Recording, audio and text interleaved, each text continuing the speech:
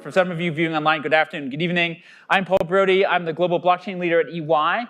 I am your host for today, and I'm also kind of the entertainment, and I'll be the source of any gaffes and mistakes that will be immortalized on video. I'm super happy to be here with all of you. This is the 6th year that we have done our EY Global Blockchain Summit, and I think this is the first time in 3 years that we have insisted on people coming fully clothed. So we haven't required it in your own bedroom or bathroom, but we are asking for it here, which I think is a really good positive thing. And we have actually a really fantastic lineup for you today, so I want to take a moment to talk about that. This event is going to go today, tomorrow, Thursday, and Friday. And today is all about like the big picture, right? What is happening in the ecosystem? What's going on in the world? I was actually on CoinDesk TV earlier this morning, and people were like, the hosts were asking me, hey, have we all just given up on blockchain? Like, is everybody so depressed? Is there a value proposition? Like, listen, we have a value proposition, right? None of us are deterred by what we're doing, by the ups and downs of this marketplace. And so for all of you guys who are here, right, we will provide a shoulder to cry on if your NFT collection is worth slightly less than it was a couple days ago. But we were also mostly here to talk about the changes going on in the marketplace. So today is about the big picture. We have an amazing set of content for this morning. I'm going to kick us off with a bit of a picture about the market as a whole. And then we have 2 sets of really incredible keynote talks. The first is all about the future of the dollar. Okay, the dollar is the world's biggest currency, right? And the question is the dollar going to be replaced by some kind of crypto asset? I think not, right? But what is going to happen to the dollar, right? And by the way, all this up and down about Terra, it's all about stable coins. It's not about a crypto asset, it's about a stable coin and having some stability in a stable coin, right? Hence the name, right? So we're going to have an amazing set of talks, 2 incredible talks about the future of the dollar, and then we're going to switch into the future of the organization. And kind of spoiler alert, it might be a DAO. Right? DAOs are going to become, if we think about the future, partnerships, corporations, LLCs, DAOs are going to sort of take their place alongside kind of the global business ecosystem. We have another 3 incredible speakers talking about that. And then we're going to finish up today our major online event with a discussion about something that we've been working on for 5 years, blockchain privacy. This is incredibly important. This is the key to unlocking almost every single enterprise use case, right? And so to do that, we're doing it in cooperation with Polygon. We have Anthony Martin here to talk about the launch of Polygon Nightfall, which is live on the Ethereum mainnet. That happened on Friday night, and so I slept well on Friday night. Yes, we're like over the moon on that topic.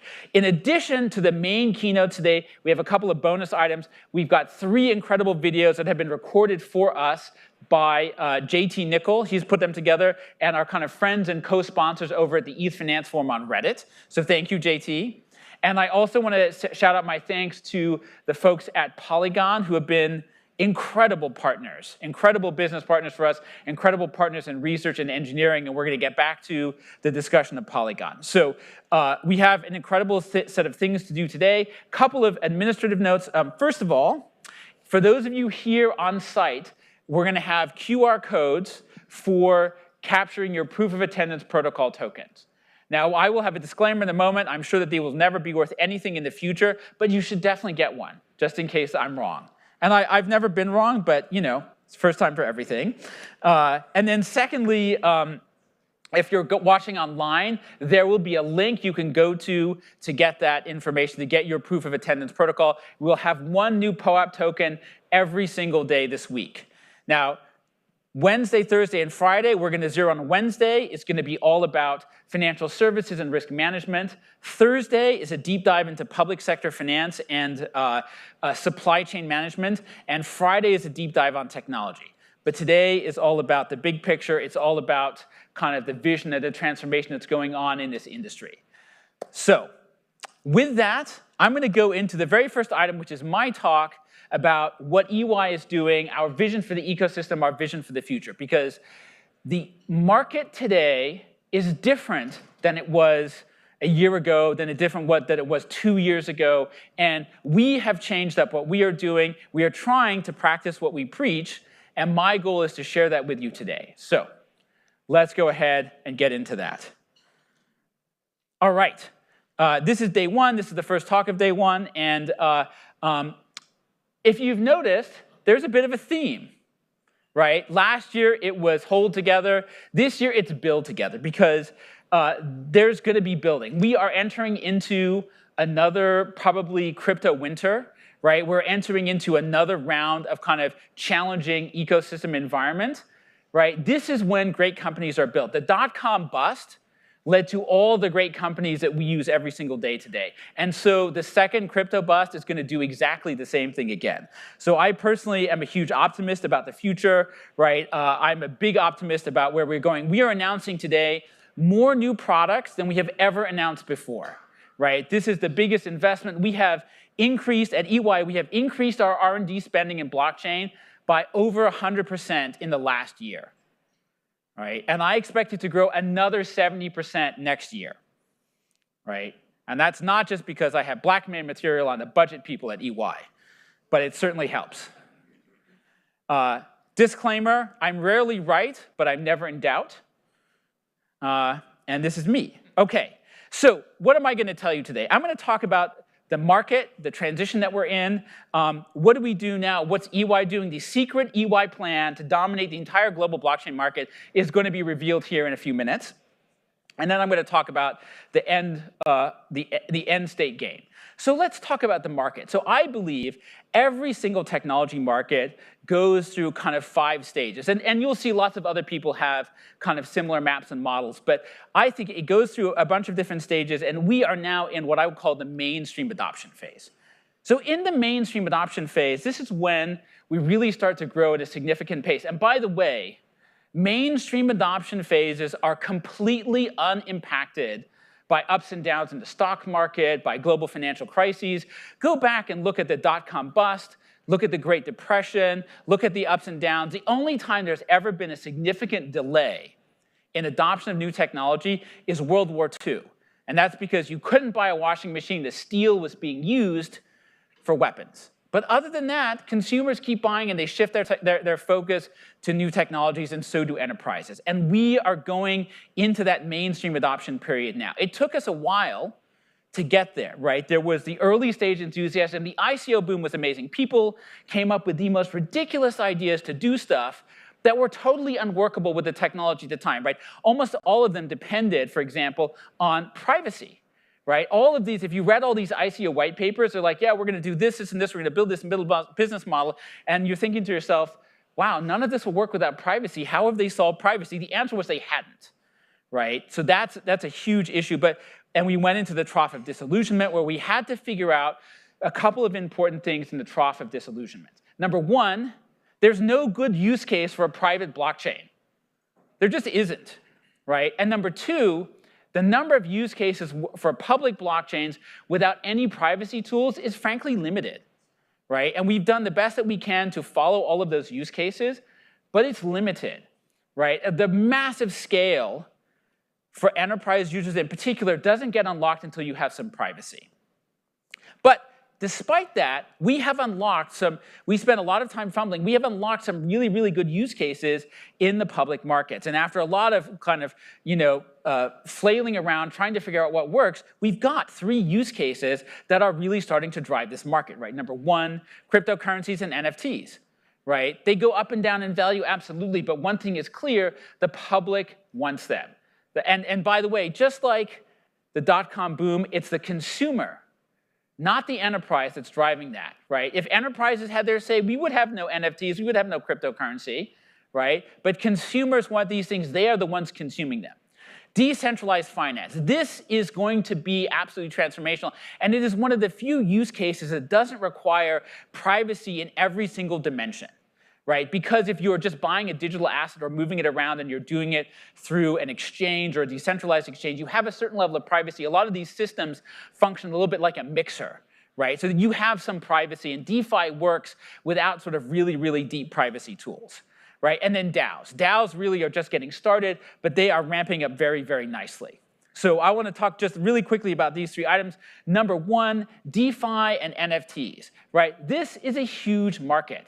Right? And even, I know some people feel like the entire market disappeared yesterday. It didn't, or on Friday, right? It's still there. It's still an enormous market, and it is going to be the most transformational activity in finance, much more than fintech, right? Fintech, the sort of classic fintech, is a fintech that we knew that was very much driven by, whoops, I accidentally pressed a bunch of buttons, and all right, there we go.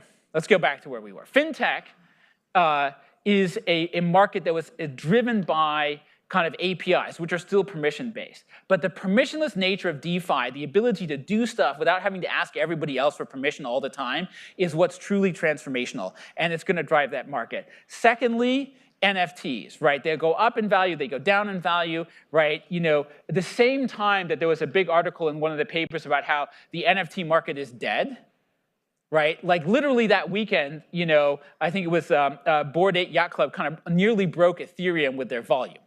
Right? By the way, the fact that Ethereum didn't break says a great deal, right? Gas prices went up, they functioned exactly as they were supposed to, and the system worked. Now, if it were me, would I have done that on a layer 2 network and maybe paid a little bit less gas fees? Absolutely. But that's neither here nor there. Now, what are we seeing in our clients? 3 important things. Number 1, I think 3 mistakes. Number 1, they're underestimating the power of compound growth in these rapid growth phases, right? These mainstream growth phases. Number 2, they're overcomplicating their platform decisions. And number 3, they lack a sense of urgency. And I want to drill into each one of these because I have a really terrible case of urgency, right? I feel like I'm running around EY all the time with my hair on fire saying, we have to do more, we have to do faster, we have to get there. And there's a simple reason for that, which is the growth when it takes off is really astronomical. What does 27% a year growth look like for 15 years? It's world-changing. Now, why did we come to that number? So I just went back and I said, okay, what's going on in blockchain is not really new, right? We've had network equipment, cloud computing, smartphones, PCs. All of these businesses go into like a mainstream adoption phase, right? Once we figured out spreadsheets or internet mail or some other kind of killer application, we get into this widespread adoption phase. And when that happens, on average, it's about 15 years long, and the growth is 27% a year. And what that means is that $1 of market share, $1 of revenue in year 1 is $36 to $40 by year 15. Now, what does that mean? This is the part that people can have a really hard time absorbing. 36 times the current market cap of blockchain is nearly the size of the existing stock market today, $108 trillion, right? Well, the stars of the stock market 2 months ago, right? But the point is, this is a number that if you went to somebody and said 15 years from now, the blockchain ecosystem is going to be as large as the stock market, they'd be like, that sounds ridiculous. There's nothing ridiculous about it. All that has to happen is for blockchain to grow at the same rate as the car business, the PC business, the network equipment business, right? So point number one, people underestimate the power of compound growth, right? It's transformational. Point number two, they overcomplicate the whole platform decision, right? This is, and I hat tip to my friend Horace Didier from Asimco. He demonstrated this with the PC business. There are lots and lots of blockchains that have a certain size, a minimum size, right? And once you get beyond a certain size, you get like a fan base on Twitter, right? And they say mean things to you. You know that people are upset with you. When Twitter says, are you sure you want to see the other replies to your tweet? They contain offensive language. And my answer is always, yes, bring it, right? That's my entertainment. I want to see how much hate I can generate with one tweet. But the reality is, you don't have to, it doesn't have to be complicated, right? Take out the logarithmic scale and put it in a traditional scale, and the answer is actually pretty easy. You should be on Ethereum. It's not a complicated decision. 95% of the NFTs, 70% of the DeFi capital, depending on how you count it, right? At least 3 times more developers than any other ecosystem. It's just not a hard decision. It's really not that hard, and everybody makes it so complicated, like, well, Solana, Terra, Avalanche. I'm like, doesn't matter, right? If those are really amazing, 5 years from now, you'll be able to make that decision. But in the meantime, you've got to get going. And by the way, Ethereum has solved a lot of its enormous problems, right? First of all, it has done so much in the last few years to deal with like scalability. Right? A few years ago, there was Ethereum. That was it. You hit your million transactions, gas fees are out of control. Today, you have Ethereum. You have all the layer 2 networks, the ZK rollups that are out there. You have the side chains, right? You can transact in the Ethereum ecosystem at a tiny fraction of the cost that it was a couple of years ago, right? I'll come back to this, but we have moved almost all of our kind of minting and transacting to the Polygon proof of stake network. It's like 99% cheaper, but it's still in the Ethereum ecosystem, right? Secondly, and this is something that's incredibly important, and frankly, you don't see in so many of these organizations that are having major problems right now, it's institutional maturity, right? There is a big difference between centralization and maturity. The Ethereum Foundation is not centralized, but it is full of incredibly boring, very technical standards committees. Right? It's run by people who are interested in really boring stuff like reliability, scalability, and security. Right? They have been testing the merge like for months now. Right? They do it in incredible depth. The level of organizational maturity is really high, and without even noticing it, Ethereum has basically rolled out significant upgrades every 3 months for the last few years. Right? That is organizational maturity. Right? And it's so mature, hardly anybody notices. Maybe the people in this room know, but I guarantee you, like, my uncle, who never talks to me for any reason except to ask, like, crypto advice, he's like, what's this about, a merger, right? You know, most people don't hear anything about it, but it works, and it works smoothly, and it's run as an institution with committees and experts, not as, like, a cult of personality.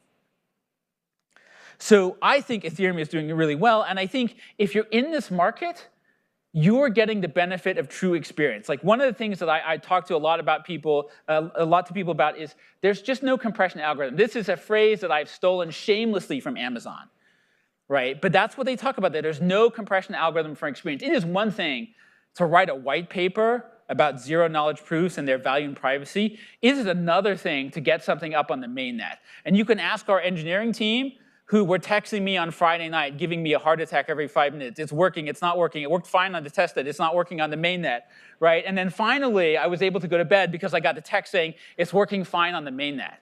It is fundamentally different to build something and deploy it on a network than it is and have people, you know, hammer it with actual transactions than it is to do it otherwise. And the thing that everyone underestimates, the thing that they're all forgetting, is that the people who lead these markets early on, they lead them usually forever. Right? It's not an accident. Like, Cisco has run the network equipment business pretty much since the transition to Ethernet, right? You know, smartphones, same couple of leaders since they really matured, right? Cloud computing, same thing. ERP systems, even cars. The early market leaders, the people who took the leading position, you know, 10, 15 years into the industry as adoption took off, it has proven historically to be almost impossible to dislodge them. So when you say today, I'm not going to invest in blockchain, the time is not right yet. You just have to keep in mind, you're not just foregoing some profit today, you're foregoing 40 times that profit in 15 years, right? And the odds of you ever unseating the leader in that marketplace are really low, like really low. It does happen, it happens from time to time, but it's not easy, right? Go ask all the companies that want to be #1 in cloud computing and aren't, how many tens of billions they have spent trying to get that way. It just doesn't work well. So what are we doing? Like, what is the playbook that we have, or how are we thinking about this marketplace? Let me dive into that. Number one, right, we have what we think is a reasonable short-term view of the future, right? And it's all about taking the logical steps that the existing use cases can do and extending them and building them out with some of the further insights that we can get from privacy. So we've got cryptocurrencies and NFTs that I think are reaching saturation. DeFi and stablecoins, right, also kind of really rapidly spreading, right? There's a big reset. We're going to have much more mature, much more stable stablecoins, but DeFi and stablecoins are reaching their reset. We have supply chain traceability. That is going to morph into what I'm really excited about, which is supply chain management, right? Not just where did this product come from, but how much do we have, where is it going, who's got it, right? How do I run my business operations? And if I can do supply chain management, procurement, and sales and inventory management, I could also theoretically take invoices that I have received, turn them into NFTs, and factor them in a DeFi marketplace. So very, very gradually, one very logical step at a time, we're heading from traceability to supply chain to operations to finance to embedded finance in the business world. And so we have kind of a forecast for some of the things that we expect to see over the next few years. And this is just what I will call the very predictable stuff. But this is not a predictable market, right? And one of my other favorite examples from the history of the internet is that the way that use cases evolve, right? Use cases keep evolving. And we had this with the internet, right? We had with personal computing, right? Here we are, we're like 40, 50 years into the personal computing era. We're still covering new use cases, right? We didn't have podcasting before. We didn't make video stuff on our home laptops, but now we do, right? The internet, right? The internet's the same thing, right? We keep finding new use cases, and so will be with blockchain, right? And what's really important about this is that we are shifting from an era where the use case needed to be a good fit for blockchain to an era where the blockchain and the user base is what drives the use case. And what I mean by that is this. In the past, we said to clients, if it doesn't need decentralization, maybe blockchain's not that useful. That's not true anymore. Now what you have in Ethereum is hundreds of millions of users with wallets and money who are ready to transact. So if you have something to sell and you wanted to sell it to a tech-savvy, risk-comfortable audience, the blockchain is now the use case, and it turns everything on its head in the same way that the internet is a use case. We would never have used the internet for video conferencing. It's a terrible system for video conferencing. But we all got it in our pockets now, so that's what we use, right? And we still don't have proper, quality of service on the internet.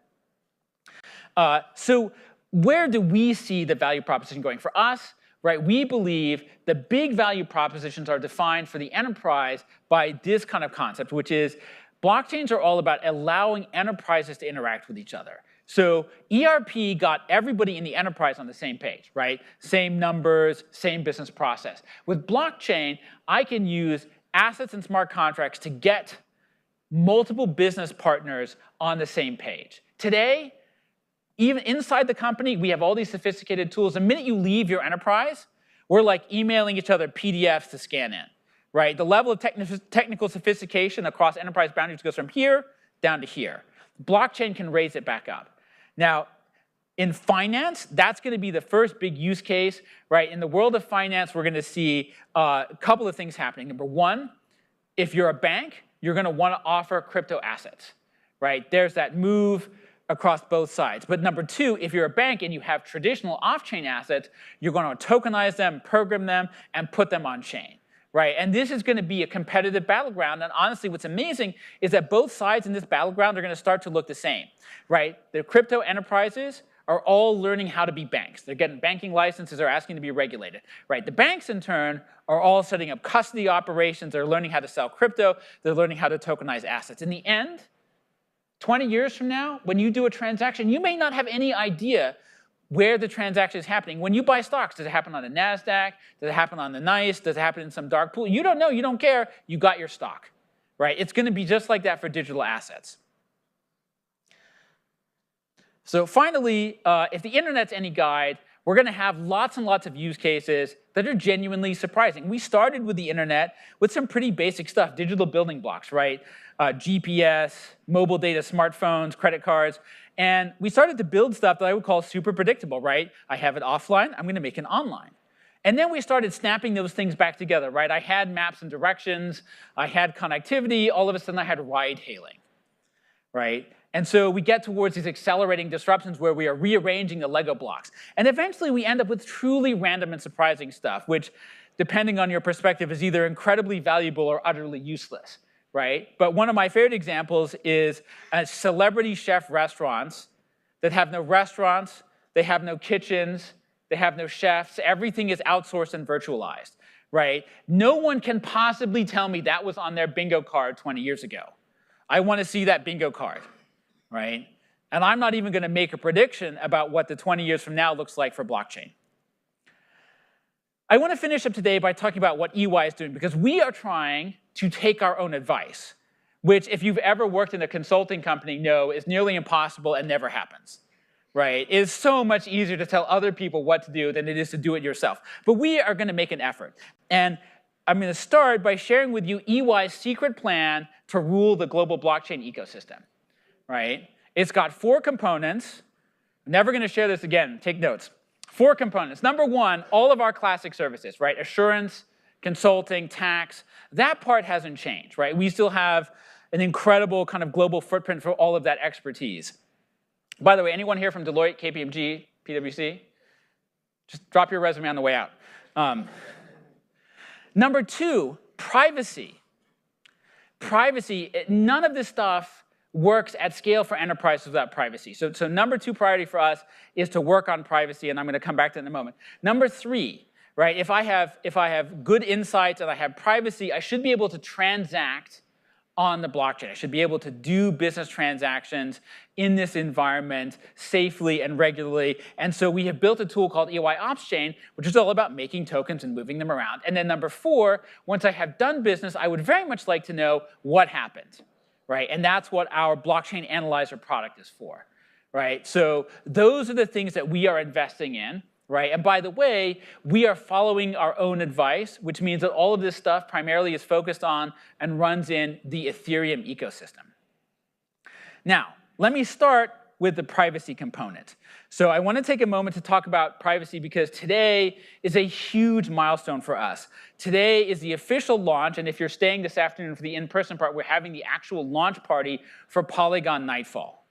Right? Polygon Nightfall is really the first enterprise-focused layer 2 network that's built for privacy. Right? It's a ZK optimistic rollup where all of your transactions can be truly private. It can absorb ERC20s, 721s, 1155s. Right? And in this environment, we can have provable transaction history, multiple validators in the ecosystem that we're bringing in from Polygon, industry-leading transaction costs. Like, this is a truly low-cost system, and it is now in mainnet production beta.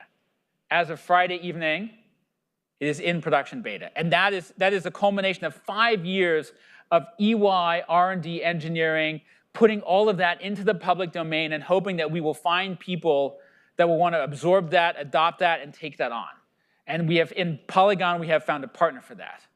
I want to add one other comment that's really important, which is when we talk about privacy at EY, we're not talking about privacy from the regulators. We're talking about privacy from your competition. That is our priority. If you want privacy, total privacy, there are probably other ways to get it. Our priority is on privacy from privacy from your competition and the ability to build in regulatory compliance. And we have a full product engineering roadmap, which is all about adding more and more regulatory compliance features as we go forward. But the goal is business privacy, that you can run your business transactions.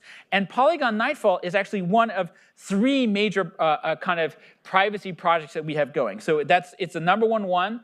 And all the information, all the stuff that we have done around Nightfall is in the public domain. I'm really proud of that, right? We have relinquished all ownership to it. Number 2, we have another tool that we're developing called Starlight. Starlight is about encrypting business logic. So Nightfall allows us to move tokens in privacy. Starlight allows us to move tokens in under business logic and to make the business logic private as well. And then Baseline Protocol is a protocol tool for us to attach all of the infrastructure around this process so that you can have member directories, you can have benchmarking, you could have middleware-like services. So the goal is that you can run serious business operations in that digital environment. So that's privacy.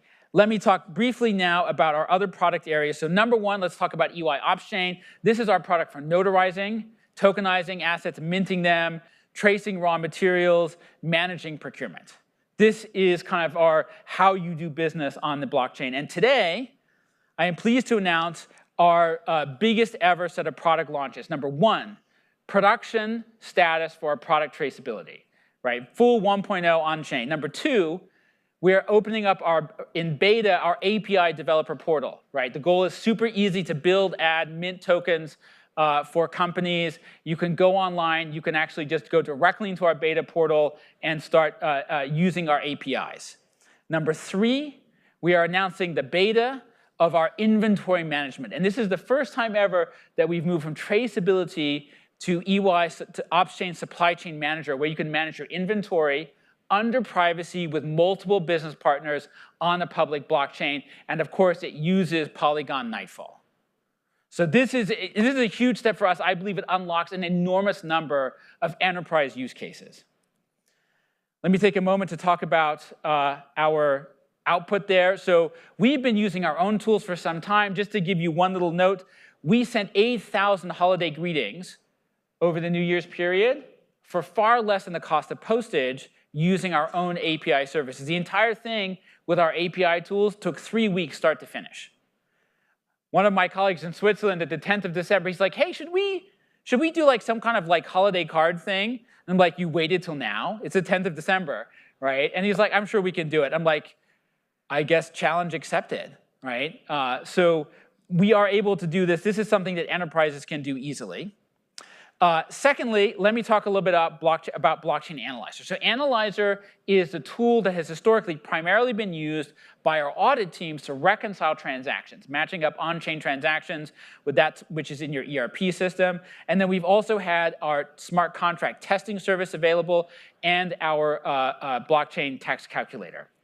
Today, we're announcing two major new updates, right? The first is we have made Analyzer Reconciler, our primary audit tool, is now available through blockchain.ey.com for our non-audit clients. That's a big step forward. It's the first time we've ever offered a tool like that that's been battle tested by more than 30 audit clients to the general public. Well, not the general public, but you know. If you have an ERP system and on-chain transactions, I guess we can be part of the general public. And then secondly, we have a completely new smart contract testing release that allows you now to do a whole bunch of things that we really couldn't do in the past around smart contract testing, right? In particular, it allows you to set up your own tests, to share those tests, to build libraries of tests, right? To test and simulate transactions before you deploy them on the mainnet to see how they will go, right? And that is also now available at blockchain.ey.com. So that's another major step forward for us, another fully publicly available product. In fact, that one is available to anyone free of charge. And enterprises can sign up for paid services. OK, those are our new product announcements. We're going to get more into them later. I want to finish up with just a little bit of the big picture. Why are we doing all of this, right? I talked about before this kind of principle, like there's no substitute, there's no compression algorithm for experience. We are trying to peel off one realistic use case at a time, right? Traceability, inventory management, transaction reconciliation, one little use case at a time and figure out how to do it. And by the way, every single one of these has proven to be much harder than I ever expected. If I'm being honest, I will tell you, we are where I thought we should be like 3 years ago. That's just how it goes. It's not because we're stupid or that I'm stupid, or that's what I would like to believe. My mom says I'm not stupid. right? It's because this is actually really hard. Doing it in production is 1,000 times harder than making a little demo. You can make an awesome little demo in like 5 seconds, right? And I'll tell you, like 5 years ago, it was so disheartening. Sometimes you'd get into a competitive situation and you'd see one of your competitors, they'd be like, oh, look, we have this demo too. And be like, yeah, but I have like 50 engineers working on mine, right? And it looks the same. Now, we can really see how big the gap is. But where does it end up? The answer is that we have very modest ambitions. Every asset and every business process, that's all we're aiming to cover, right? And every industry. And it's very simple, right? And I talk about this a lot, and people in EY who know me just think I'm a broken record, but pretty much every business transaction in finance and everywhere else, it's very simple. I got money, you got stuff. It's my money for your stuff, subject to the terms of an agreement. So my money are digital tokens, right? Also my stuff. The agreement that we have is a smart contract, right? So I've covered money and stuff. And by the way, when I'm done, right, I've got some analytics about what happened in my business transaction. So my goal is to build all the little pieces so that eventually all you have to do is kind of take your business process as Lego blocks, unsnap them, and snap them back together in a new order. So very, very modest ambitions there. With that, I'm going to come to the end of my talk, right? And look at that, we're flashing 0. We are now going, for those of you here in the room, right, we are now going into, we have a short break, right, Tony? We have a short break. While the break is on, we have one of the series of 3 videos from our friends over at ETH Finance, and then we will be back in approximately 10 minutes for the next part of our talk, which I will introduce. So thank you all very much, and thanks for coming here today. Hello all, my name is JT Nickel and I'm a member and moderator of the ETH Finance subreddit. I also work for Grid, which is a cryptocurrency hardware wallet manufacturer based in the United States. Today I want to tell you my personal story of how I've lost the equivalent of $250,000 due to hacks. Being a public persona has made me a target, but really anyone and everyone is already a target when it comes to your personal security, your data, and your money. So, what happened to me exactly? The social engineering devastating our telecommunications industry is alarming. How do I know this? Because I've been SIM swapped 2 times, and eventually I saw firsthand how it was possible, in fact, to social engineer a telco agent into giving up a phone number to a bad actor. I was an easy target during my first hack in 2017 and lost 41 Ether on Kraken.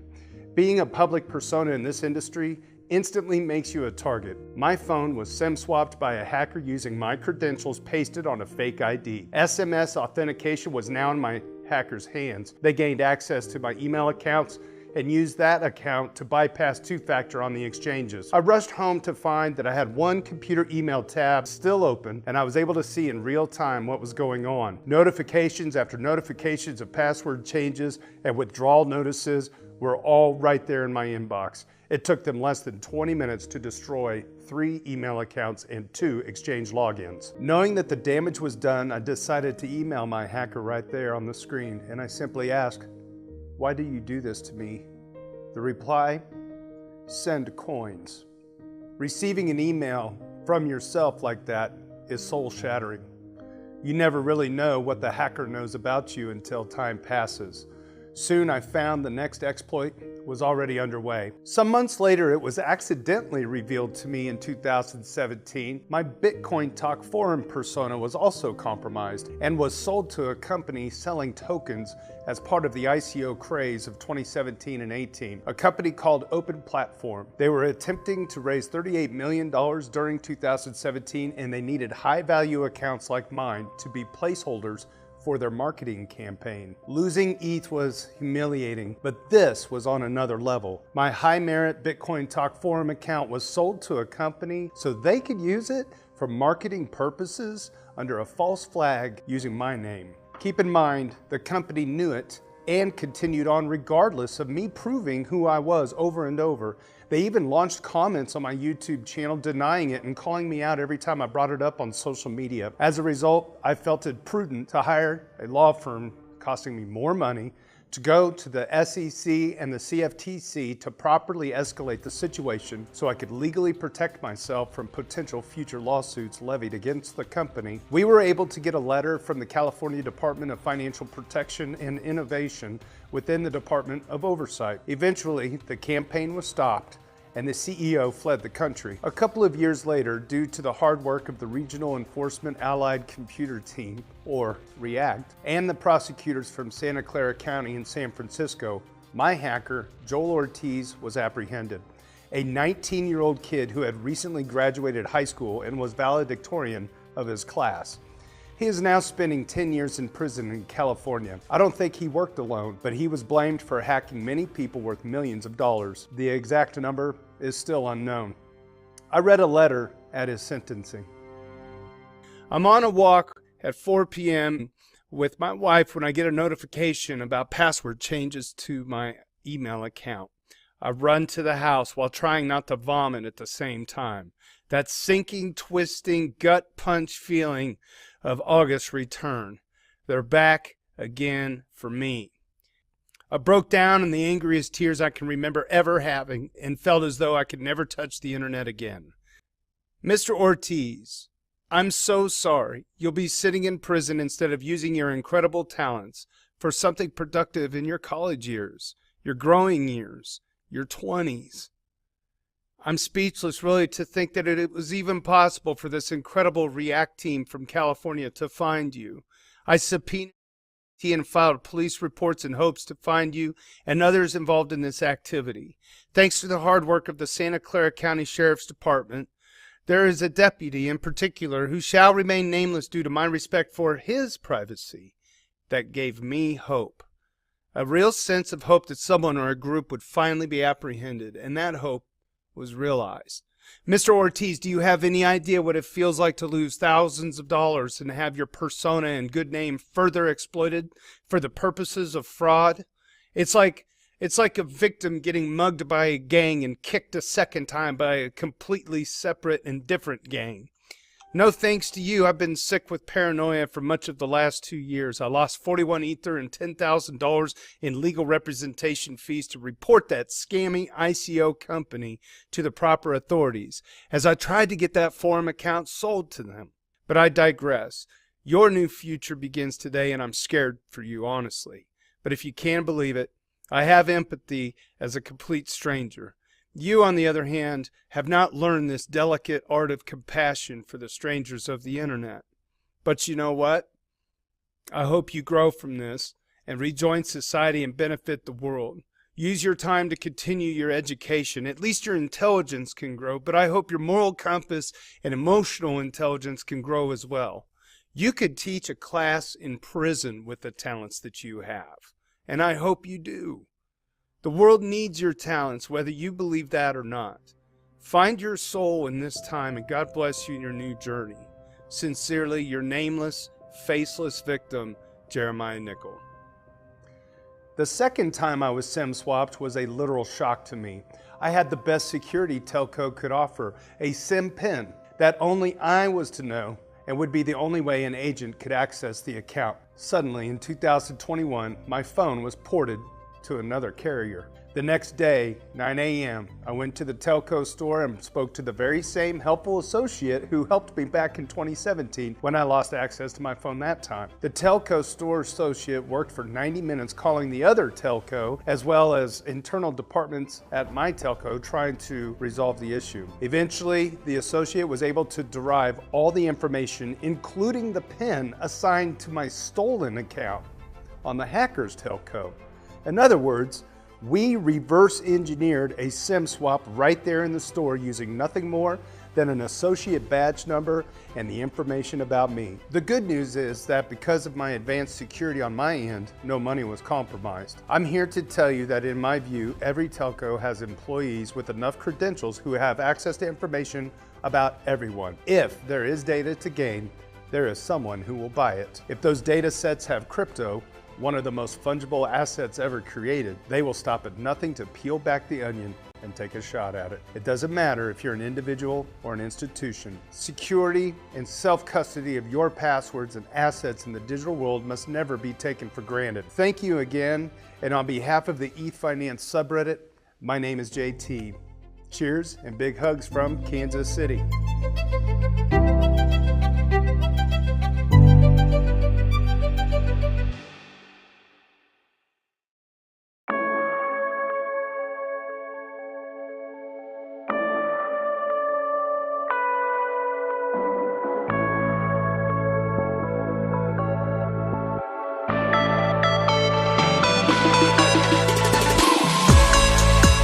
Okay, everybody, we are back. And we're back to the second part of our talk, our first big set of keynotes. So if you go around and if you were in Miami a couple weeks ago or in other places, what you would hear a lot of people talking about is, hey, cryptocurrencies are the future of currency. I'm not sure that that's true, right? And I am sure that a lot of the history of cryptocurrency comes with a lot of baggage. And people talk a lot of stuff in forums and online about which they know absolutely nothing. So what I wanted to do today is to have two really brilliant people who are actual experts in currency and money and payments come and talk to us. So we have two incredible folks. I'm going to introduce our first of two speakers on the topic of the future of the dollar. And he is Professor Rodney Ramcharan, who is a professor of finance at the Marshall School of Business at the University of Southern California. Right? Now, he is not just any professor, he is a professor of finance who has previously worked at the IMF and at the Federal Reserve under Ben Bernanke. This is somebody who has, when you talk about quantitative easing, this is somebody who actually knows what they are talking about. So without any further ado, I'm going to announce Professor Rodney Ramcharan. Please come up and join us, and I am truly looking forward to your talk. Thank you. Thank you, Paul. Thank you. Well, it's a pleasure to be here, and the topic is a big and broad one. It's the future of the dollar. And, you know, I have to say that I find it hard to predict the future, and Paul is an optimist about the future. I tend to think I'm an optimist about the past. I think you can learn a lot when you look back and think things through. And so in this talk, the plan of the talk is to, rather than me trying to conjecture the future of the dollar, to provide some context to you about where the dollar came from and the way the dollar has changed across time. So it used to be backed by gold. It's no longer backed by gold. And to talk a little bit about the principles that drive the transition from moving from gold to something else. So it's a talk in two parts. It's going to, again, give you some context, to provide some context about where the dollar came from, and then give you some background about the transition from gold. And the hope is that by providing that context, we can then have a conversation about the future of the dollar itself. So the two themes about the future of the dollar is that it's driven by the demand for war finance, and it's driven by the enduring tension between federal power and states' rights. And those themes have been around since the foundation of the United States, and they continue to drive the country. So after the Revolutionary War in the 1790s, the new country inherits a great deal of debt, and it has to set up the apparatus of a government. And so there's a debate amongst the founding fathers as to what's the right way to do this. And on one side is an argument for the strengthening of federal power. If the country is going to succeed, it needs a strong central government.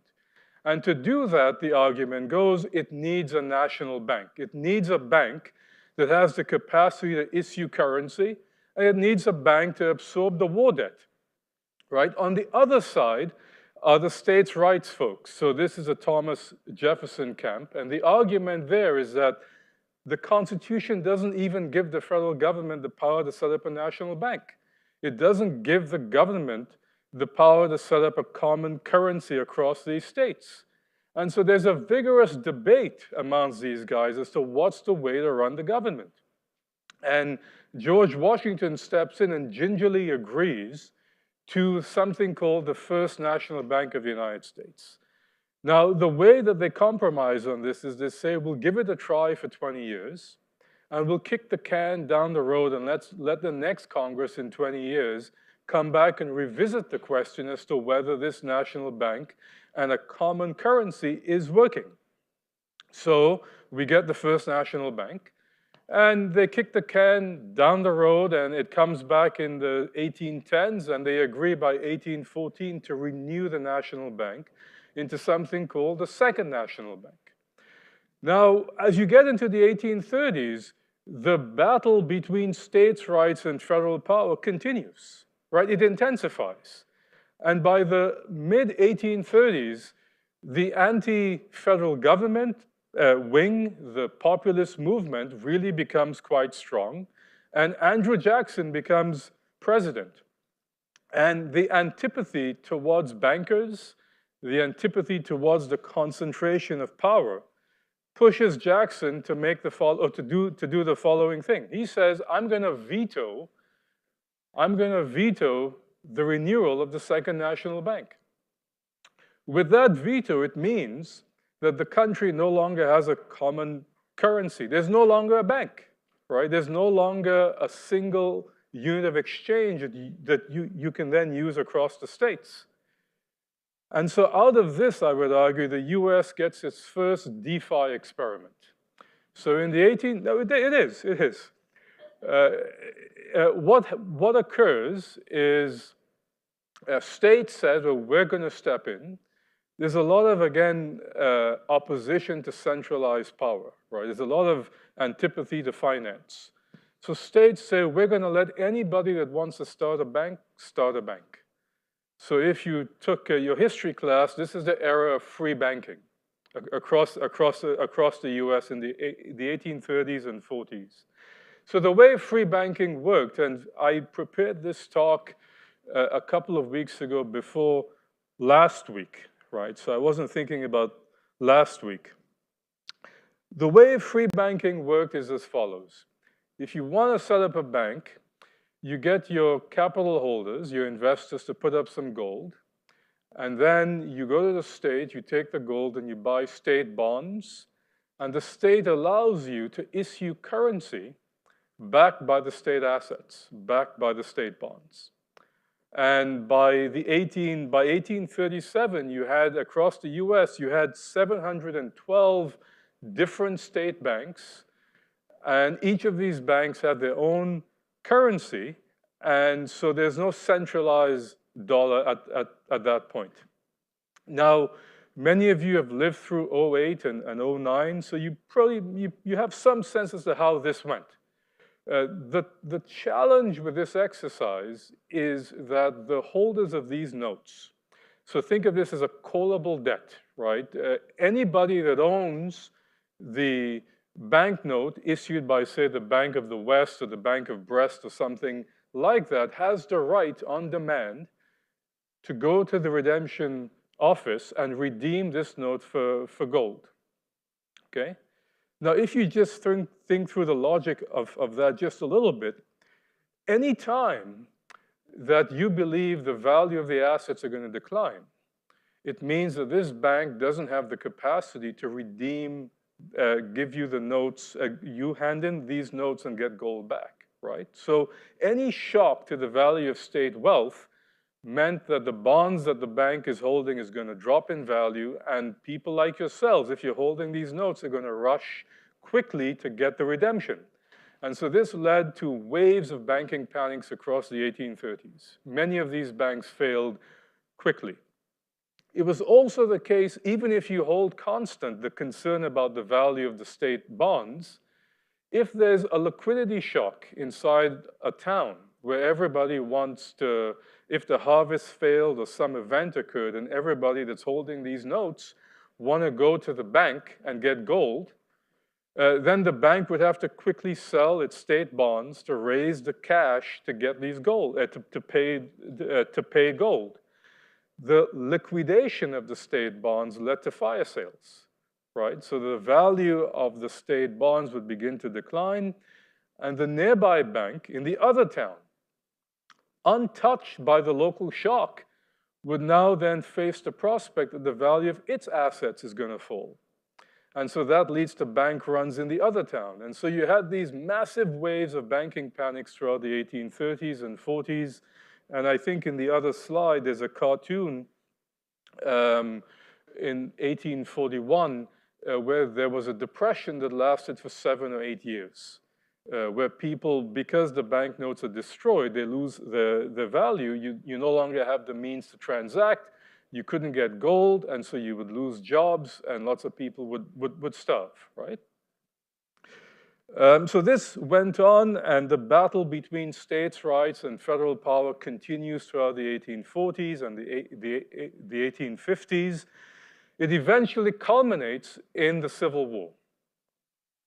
And the Civil War is where we begin to get the greenback, right? So the currency that we know now, it's again, the theme comes back. The federal government says we need to pay off the war debt. So there's a demand to pay this debt back. And the best way to do this is to create a national currency and to institute national banks. And these national banks, one of their roles would be to buy the government's debt. And so in addition, when Congress takes power in the 1860s, it also says we're going to tax away the private money. So all of the free banks that were run in the 1830s, 1840s, they get taxed away.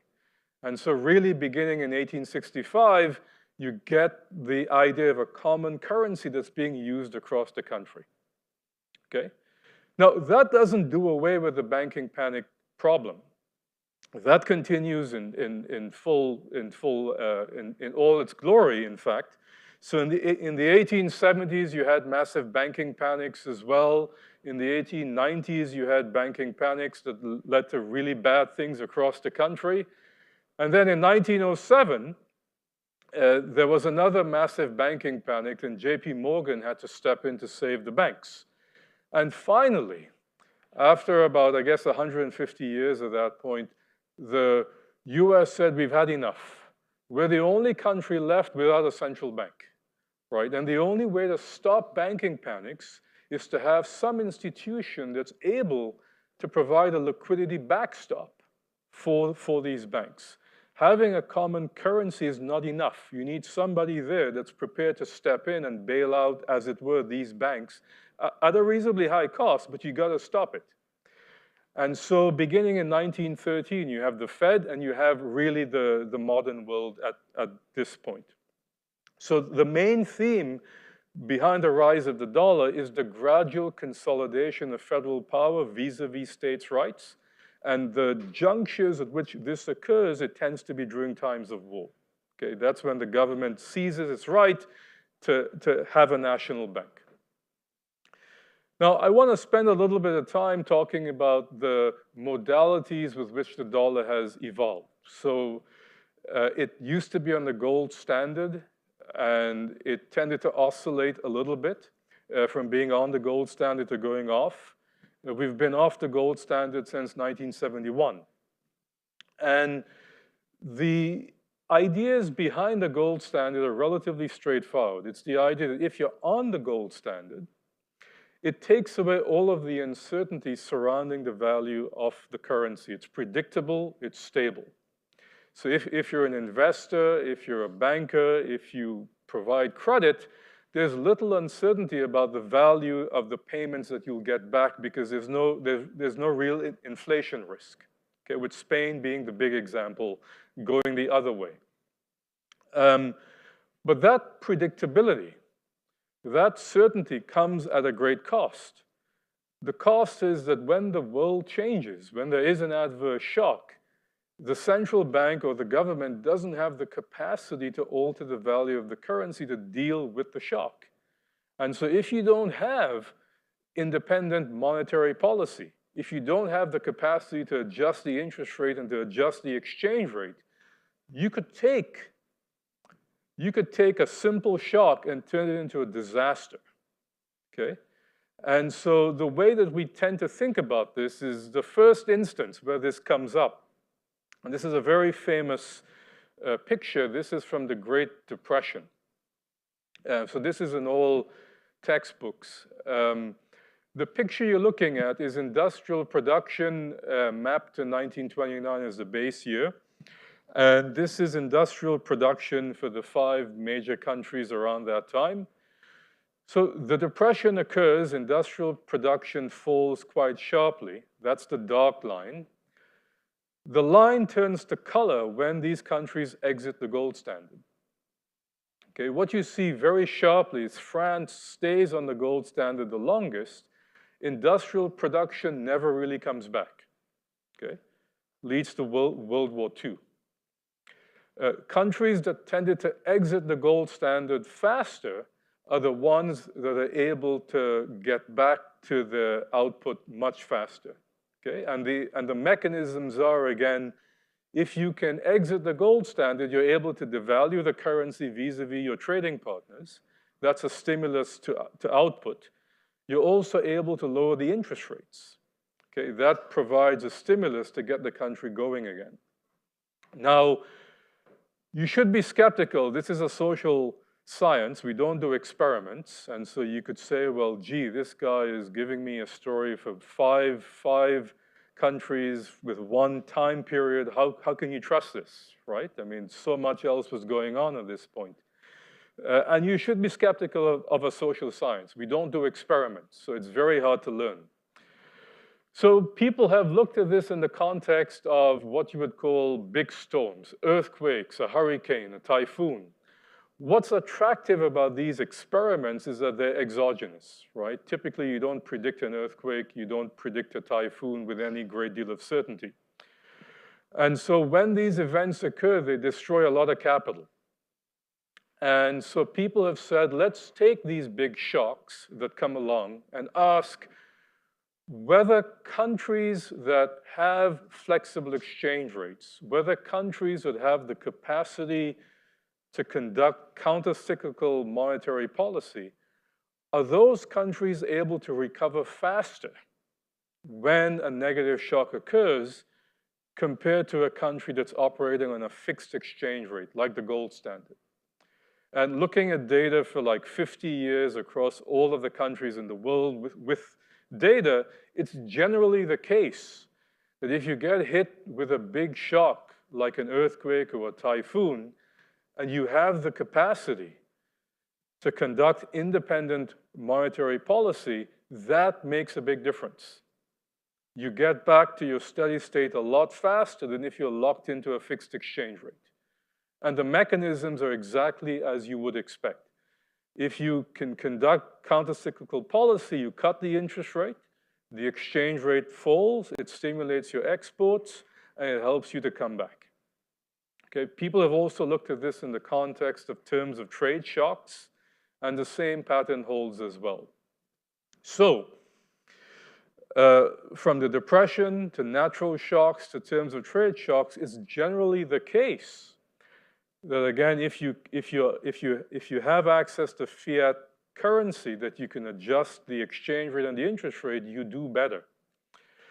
Now, the way that economists tend to think about this is, if you have the political and economic institutions that make the currency predictable, then there's no real benefit to tying the currency to the gold standard, right? If those institutions are absent, where the leaders of the country are very quick to print more money when in their own interests, then that's the logic behind tying the currency to the gold standard.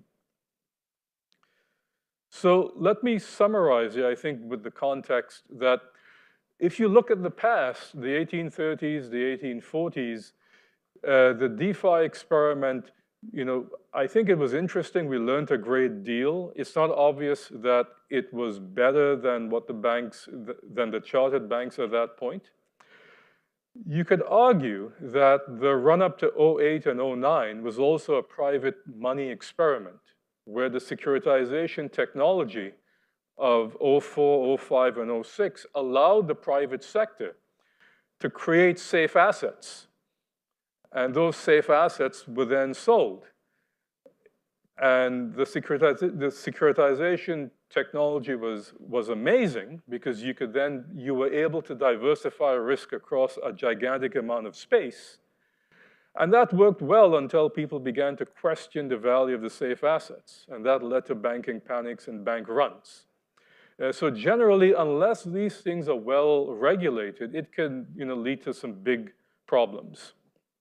On the dollar itself, I think the idea is that the main theme is that the use of the dollar has been accompanied by an increase in the federal government, in the rise of the central government and its power.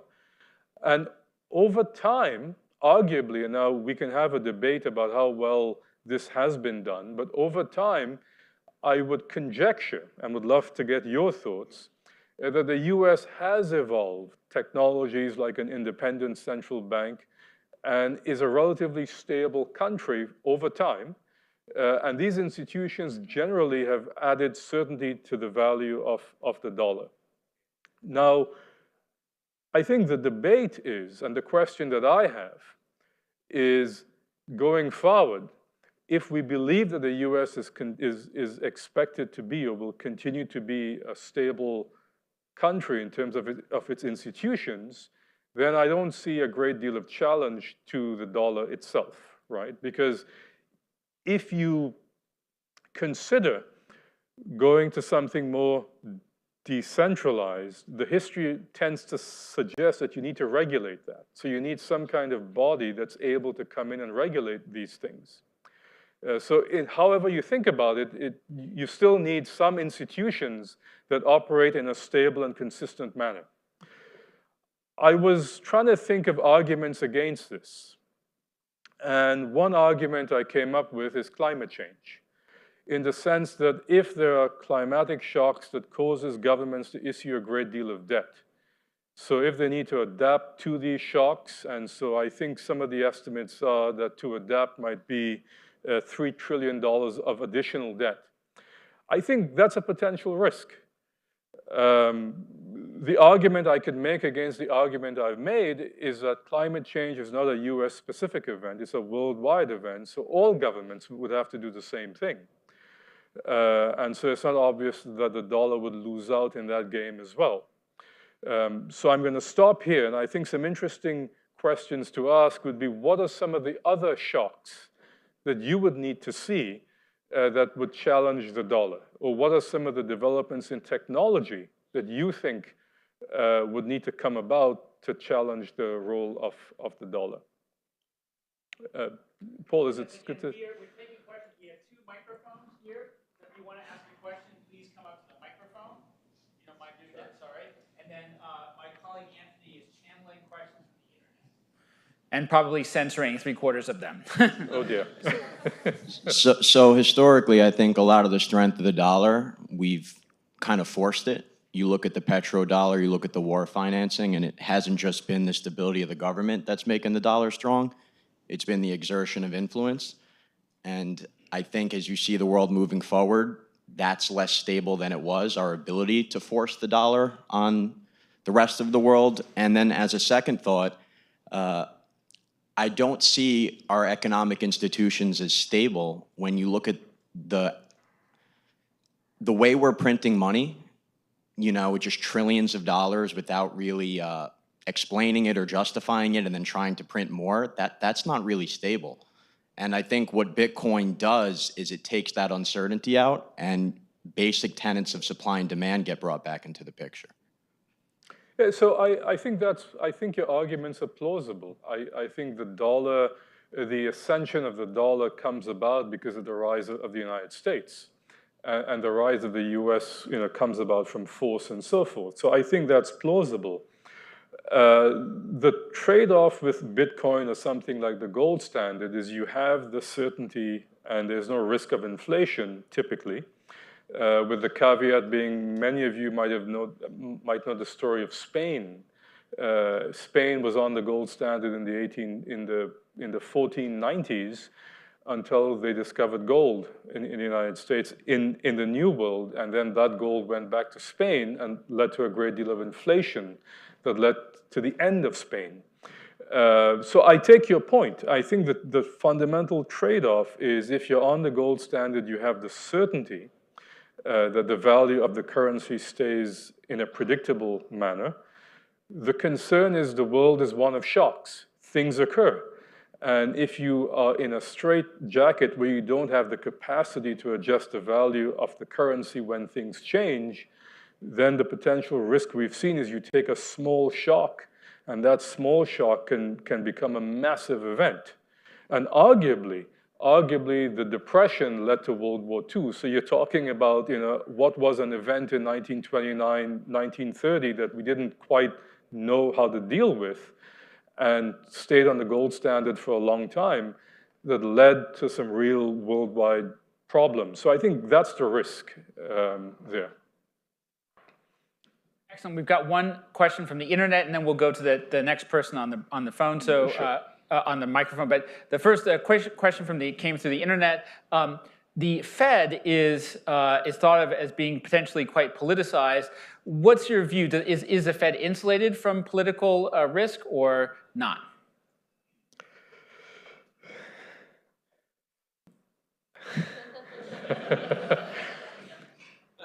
I think the Fed has a statutory responsibility on inflation and employment, and I think the Fed is pretty accountable.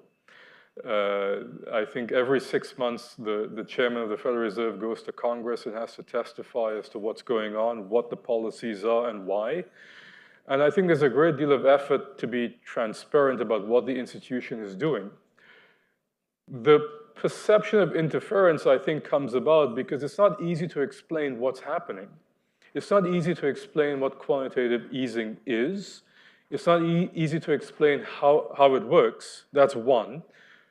I think, two, we also, to a large measure, don't know how these things work, right? So it's not necessarily these actions can be viewed as a political action. It's that the policymakers are experimenting with new tools, and as economists and as professionals, we're struggling to understand what the distributional effects are, what the effects are on inflation. So I wouldn't openly say that the Fed is a political institution. I think it's pretty insulated from that, but it's based in Washington, and I'll let that be at that point. Fantastic. And we've just got time for two quick questions from the microphone. Sure. So quickly, the national debt right now is around $30 trillion, and I believe the unfunded liabilities are about $170 trillion. Which basically implies that unless a lot of money comes from somewhere, the national debt's going to continue to go up quite rapidly, at least in my lifetime. I don't know what the breaking point is, but I don't see that you can get a debt to GDP ratio of like 6 to 1 without some instability occurring. So what do you think the transition is going to be over the next several decades as we see these planned losses realized? Yeah, so the national debt as a percent of GDP, I believe, is 130%. You could fact check me on that. We don't know what the threshold is.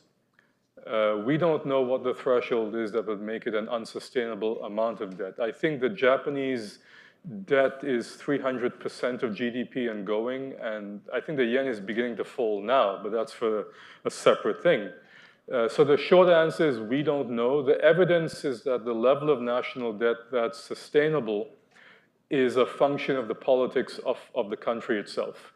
So as it starts to break, what are the symptoms you're going to look for that it is actually reaching unsustainable? Is it just we're looking for who has the dirtiest shirt in the laundry, and it's just going to go to some other, like if it was the Australian dollar was the more stable, we just start to see flight of capital to that?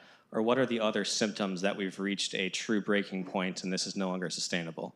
What are we looking for? I think the symptoms would be a breakdown of politics. I think that's a symptom. I think if we see that the political parties cannot agree on tax rates, and if we see they can't agree on policies, I think that's the first sign that there's a problem. I'm sorry? That's kind of today, and so look at what I put on the slide, right? If these institutions hold, then we're in great shape. If these institutions don't hold, we have a problem. Yeah. So I think I agree with your idea about a need for flexibility in the currency to manage these shocks that you just described. But perhaps another aspect to this is that, as you said, if the central bank is independent, then it works. But in some other countries, we've seen that not to be the case. Sure. And politicians, unfortunately influencing central bankers into overprinting, et cetera. Would you agree that things like Bitcoin perhaps keep central bankers in check from that temptation of perhaps abusing that, that power that they have? And perhaps even the US from abusing its own, US dollar and being responsible, because you've never before had to compete with a system that is not another central bank, but actually a computer system, a computer network that is now, sort of an alternative. So yeah, just, some thoughts on that. Now, I think that's a great point, that if you have a system, if you have a payments structure that's available, that's independent of the dollar, it may not be used a great deal, but if the threat of that use is there, I think that's a great point, that it could provide the discipline to force the central bank to sort of do the right things. I think, I think yes. I think yes. Fantastic. We're out of time for Professor Ranjan. Thank you very much. That was really incredible. Now you are all armed with information for your next flame war on Twitter. You have actual facts and historical data. And now I want to introduce our second keynote speaker on the topic of the future of the dollar. It is Scott Shea. He is the co-founder and he is the chairman of Signature Bank. So we've gone from the academic to the operational. He is not just an incredibly successful entrepreneur and bank leader, he is also a published author with multiple books in his background. And most recently, title one is Conspiracy U, a Case Study. So without any further ado, Scott Shea, the chairman of Signature Bank. Thank you for joining us. Thank you, Paul. Thank you. So I'd like to begin our discussion of the dollar and of the crypto digital finance world with some immortal words of a deep thinker who has been closely studied and widely emulated. He talked and thought almost exclusively about finance. And I refer, of course, to Gordon Gekko, who, as depicted in the 1987 movie Wall Street, declared as follows, and my apologies to Michael Douglas, my sincere apologies. Greed, for lack of a better word, is good. Greed is right. Greed works. Greed clarifies. Greed cuts through and captures the essence of the evolutionary spirit. Greed in all of its forms, greed for life, for money, for love, for knowledge, has marked the upward surge of mankind. And I would like to say that essentially much of finance and our ability to, and our desire to corral it, and even a good part of the crypto revolution was marked and guided by those words. No successful entrepreneur, business executive arrives at their position without competitive drive, zeal, and some aggressiveness. The blockchain revolution was built fundamentally by trying to harness these drives so as to create a new decentralized value exchange mechanism. But it couldn't do so without trust. So I am going to focus heavily today on even digging deeper into some fundamentals that Rodney gave us a great description of, sort of the background of the dollar and of value exchange in finance. And I'm going to go actually even further back. And I'm going to talk about two fundamental propositions that any currency must have in order to succeed. And that is trust and store value. And how we incentivize that trust or enforce that trust is critical.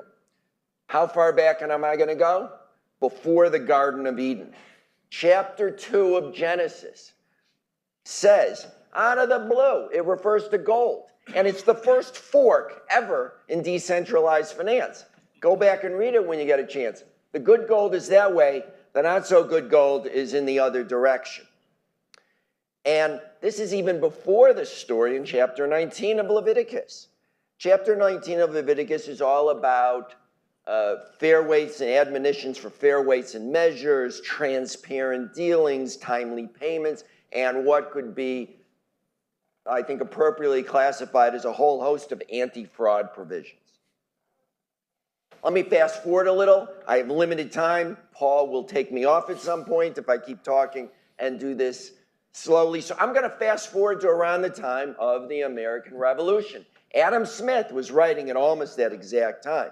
And he was the great theoretician of modern capitalism. And he put it succinctly himself. Commercial actors are an order of men whose interest is never exactly the same with that of the public, and who generally have an interest to deceive and even to oppress the public, and who, accordingly, have, upon many occasions, both deceived and oppressed it. That comes from Wealth of Nations. By the way, the book he wasn't most proud of, he was more proud of his book, The Theory of Moral Sentiments, and if we get a chance, we might talk about that too. So trust is the variable that we need to solve for. Trust is where the rubber meets the road. And the great innovation of the pseudonymous Satoshi Nakamoto was to try to create a system of trust that didn't rely upon knowing the other person, didn't rely upon a centralized institution. And interestingly enough, and Rodney pointed this out too, as with many innovations, this came as a direct result of the lack of trust of the great financial crisis, of the mortgage crisis of 2008. And I just want to put a little bit of a parenthetical around this because it's so important to realize how important trust is. Why did the great financial crisis happen? I don't have time to, again, to do the whole story, but in a nutshell, mortgage brokers put borrowers into risky subprime hybrid mortgages with extreme teaser rates that no one had any idea how they were going to react. And then mortgage banks and underwriters and investment banks have put them, just wave these mortgages in without asking any questions, put them into securities that were then, with abracadabra and special fairy dust, made into AAA securities, and they were used and bought by Fannie Mae and Freddie Mac, the people who were supposed to, in many cases, be the adults in the room. And you, of course, had people who took out loans on multiple properties, claiming each of them were their primary residence. So there was lack of trust. If I had the time to take you through this, there was lack of trust at every step along the chain. And the failure of trust, and I would argue this, led to many of the financial debacles that we saw before. And look, the blockchain and the DeFi community are facing similar challenges. We experienced, as has been noted a few times, a bad couple of weeks. Poorly written and barely audited so-called smart contracts, they weren't so smart, or they were smart by one measure too many, half a measure too many, were exploited by the Gordon Gekko set. And you have to expect that to happen. In order to have a mass adoption of DeFi and of cryptocurrencies, they're going to have to become, and we have to come to grips with this, they're going to have to become a lot more regulated and somewhat more boring. Because when something goes wrong, the public wants someone or somebody to take responsibility. And DeFi and decentralized exchanges, by their very nature, have no one, at least apparently, taking responsibility. And that's what makes them so unfortunately susceptible to attacks. And that's what we're going to have to, as a community, solve for. And further, and this is something that also has to be dealt with and we need to think about, by their very nature, decentralized finance doesn't let the participant know if they're in the middle of a pump and dump scheme or if they're being front run. You can't know it, and not only that, it's designed so you can't know it. And that's why crypto enthusiasts, digital enthusiasts, and I consider myself one, if the circle of participants is going to be widened and be made safe for 401ks and IRAs, well, work needs to be done. And this is where we need regulators to step in with appropriate and workable frameworks. So it's been touched on before, but we need regulators and we need the public to understand the difference between privacy and anonymity. They are not, Paul referred to this in the EY system, they're not the same thing. It's okay to have privacy, and we need to convince regulators that privacy is okay, but anonymity, not so much, because if somebody does something untoward, regulators want to know who to point the finger at. And I get that. I absolutely get that. And if someone loses all their money in their 401k, they're going to get that too. And they're going to demand it. And presently, unfortunately, this lack of regulation, because regulated entities like banks are essentially prohibited from being in a lot of activities, is disadvantaging banks and players that are used to being in that place of trust as closed loop, safety and sound fiduciary institutions. And so a lot of innovation has moved to more lightly regulated or offshore fintechs.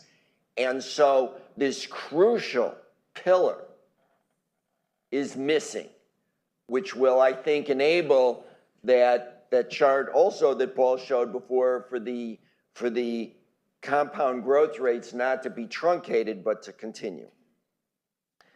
So we desperately need a tokenized identity confirmation that will be legitimized by the regulators. And I underline that and underscore it. We really need that. It is a fantasy in a regulated environment like virtually every one of the major OECD countries to think that we're going to have anonymity as well as privacy.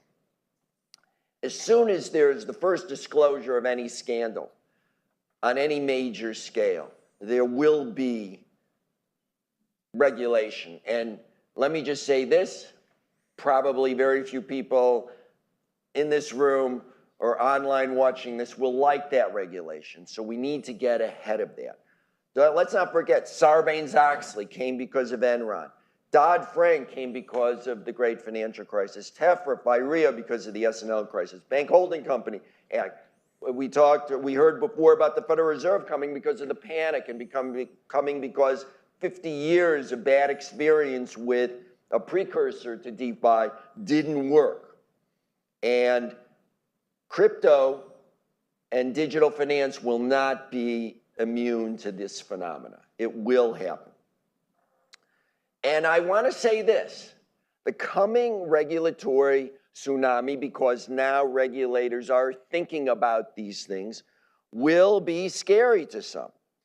But long term, and I have a phrase, if we want to be long-term greedy, we should actually welcome a broader group being able to approach this marketplace.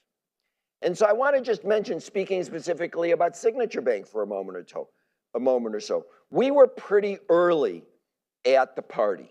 We are the largest bank infrastructure for the cryptocurrency digital finance world among legitimized players who are regulated in some way, who have taken on regulation, exchanges who have accepted regulation, or who are governed by groups such as the New York DFS or other solid regulators.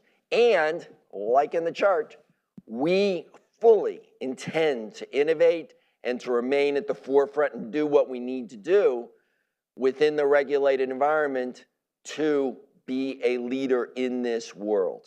And we think it's a world absolutely worth investing in. And we disclosed, by the way, we just disclosed on Monday that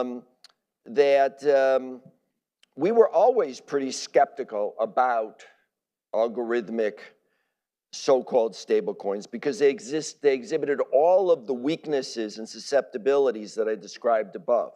So we never have opened an account at the bank for these types of instruments. And I do think, though, that at the same time, with regulated and one-to-one oriented stablecoins, bank-oriented digital dollars, and the like, and I'm not getting very specific here, that there is a very great future. We already established the largest such network, period, Signet. It's a private blockchain, and it is only for institutional use. Now, it was referred to earlier that there's limited uses for private blockchains, but in actuality, there's a lot of uses for private blockchains so far, and within a regulated environment, that's, we have to work within those four corners.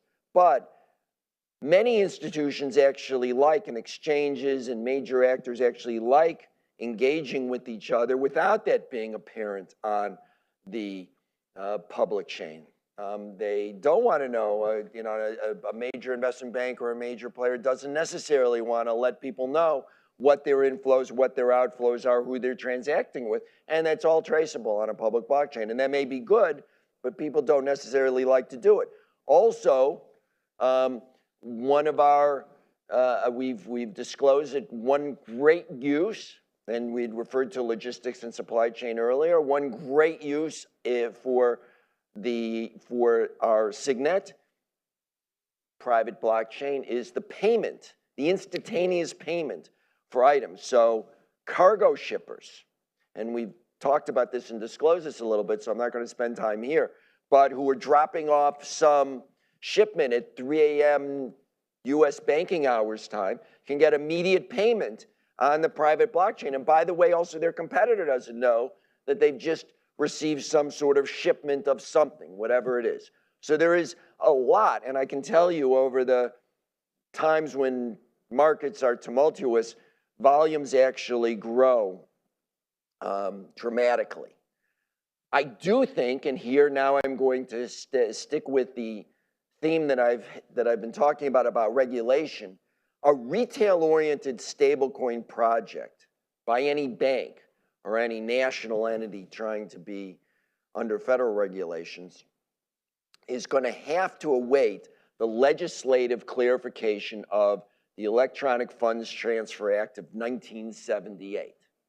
And yes, I said 1978. That's the last time electronic funds transfer rules were updated here in these United States. And if you read the act, which I have now, and actually it's not even a good thing to read right before you go to sleep because you'll actually laugh because there's a lot of references to putting complaints in the mail in the days when postage stamps were 11 cents. And the mail actually got delivered as well, by the way. So, when you had 45 and 60 days to get your reference, well, that doesn't really jive very well with instantaneous money transfer. It just doesn't work. And we're going to need a rethink about all of that. And I have no doubt, sooner or later, that there will be a regulatory framework put into place. But it's important, and I emphasize this to this community, not to try to have the fantasy that it's not going to happen and not to think, how can I avoid it? But if you want this to be a wider community, and every year for these conferences to grow and grow, it's important that it be embraced, discussed, talk to your congressmen and senators and the like. And I do think that I will say this, and this is where I want to tie in a little bit to the previous talk, which is that what worries me most about the crypto digital currency transformation in the future is not that regulation will come, which in the end it will, and we'll figure it out. What worries me most is inflation and Gresham's law. Two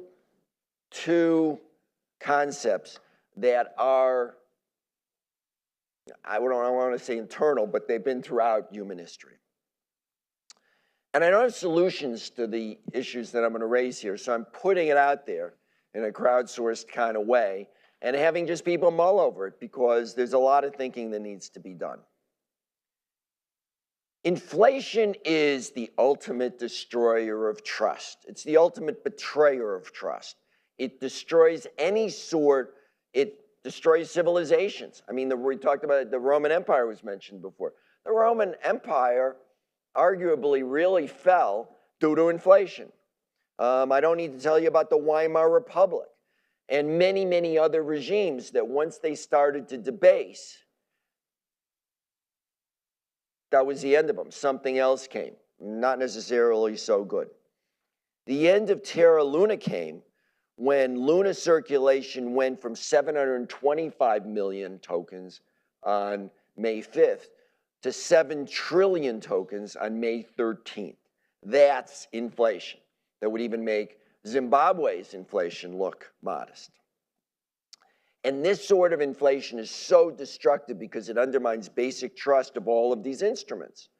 And that is why it's so vital to distinguish between stablecoins that are backed by fiat or something solid versus stablecoins backed by a very, very clever algorithm. And there's another type of inflation that I'm worried about, and that is one that comes from the proliferation of cryptocurrencies. So it was mentioned, and I think this is sort of everybody realizing, one of the great innovations of the Satoshi Nakamoto blockchain was limiting the number of Bitcoins to 21 million, to 21 million tokens. Yet that deep insight can be defeated as and if more and more cryptocurrencies are created with larger and larger market shares. Because here's the thing, creating a new fiat currency, there's some pretty big barriers to entry. You have to create another country. And people probably maybe already live there, or like they don't want you to create another country.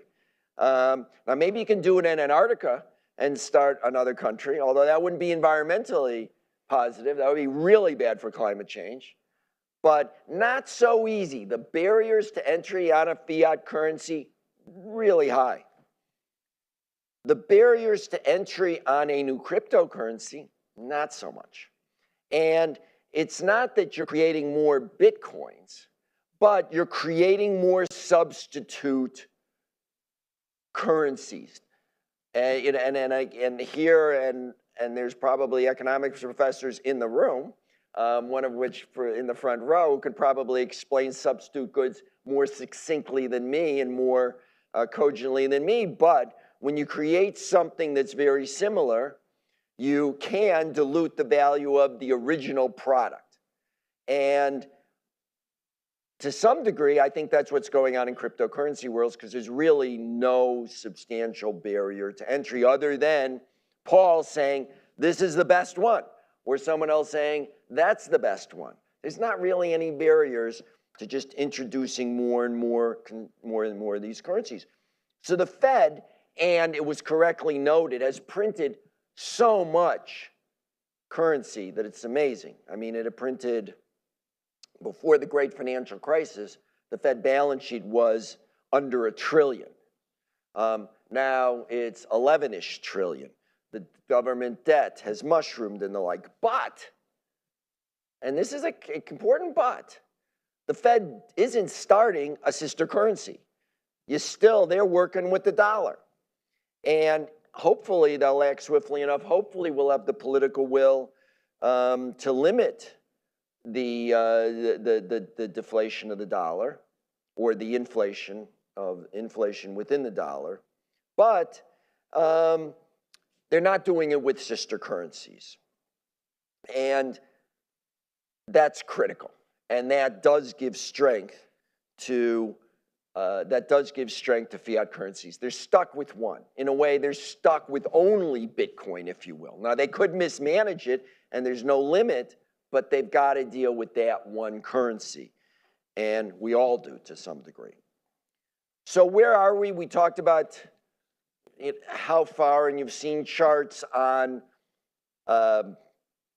where we are in the adoption process. And I'm going to borrow a baseball analogy, since finally we're playing baseball and finally it feels warm enough to play baseball. I think we're in the top of the second inning. We have a long way to go. In this game, the umpires are still figuring out the rules. Are the bases 90 feet apart? Are they not? Who can play? Who can't play? So we're really, really, really early. And I'm glad you're having, and I applaud E&Y for having this conference, because a lot of thinking needs to take place. I think we're at a very, very pivotal point. And I think it's been made sharper by the events in the last weeks. And I think we're going to see regulation come that's being debated with increasing urgency. And I'm looking forward to continuing the conversation, and I'm looking forward to Signature Bank maintaining its leadership position in this industry. Thank you.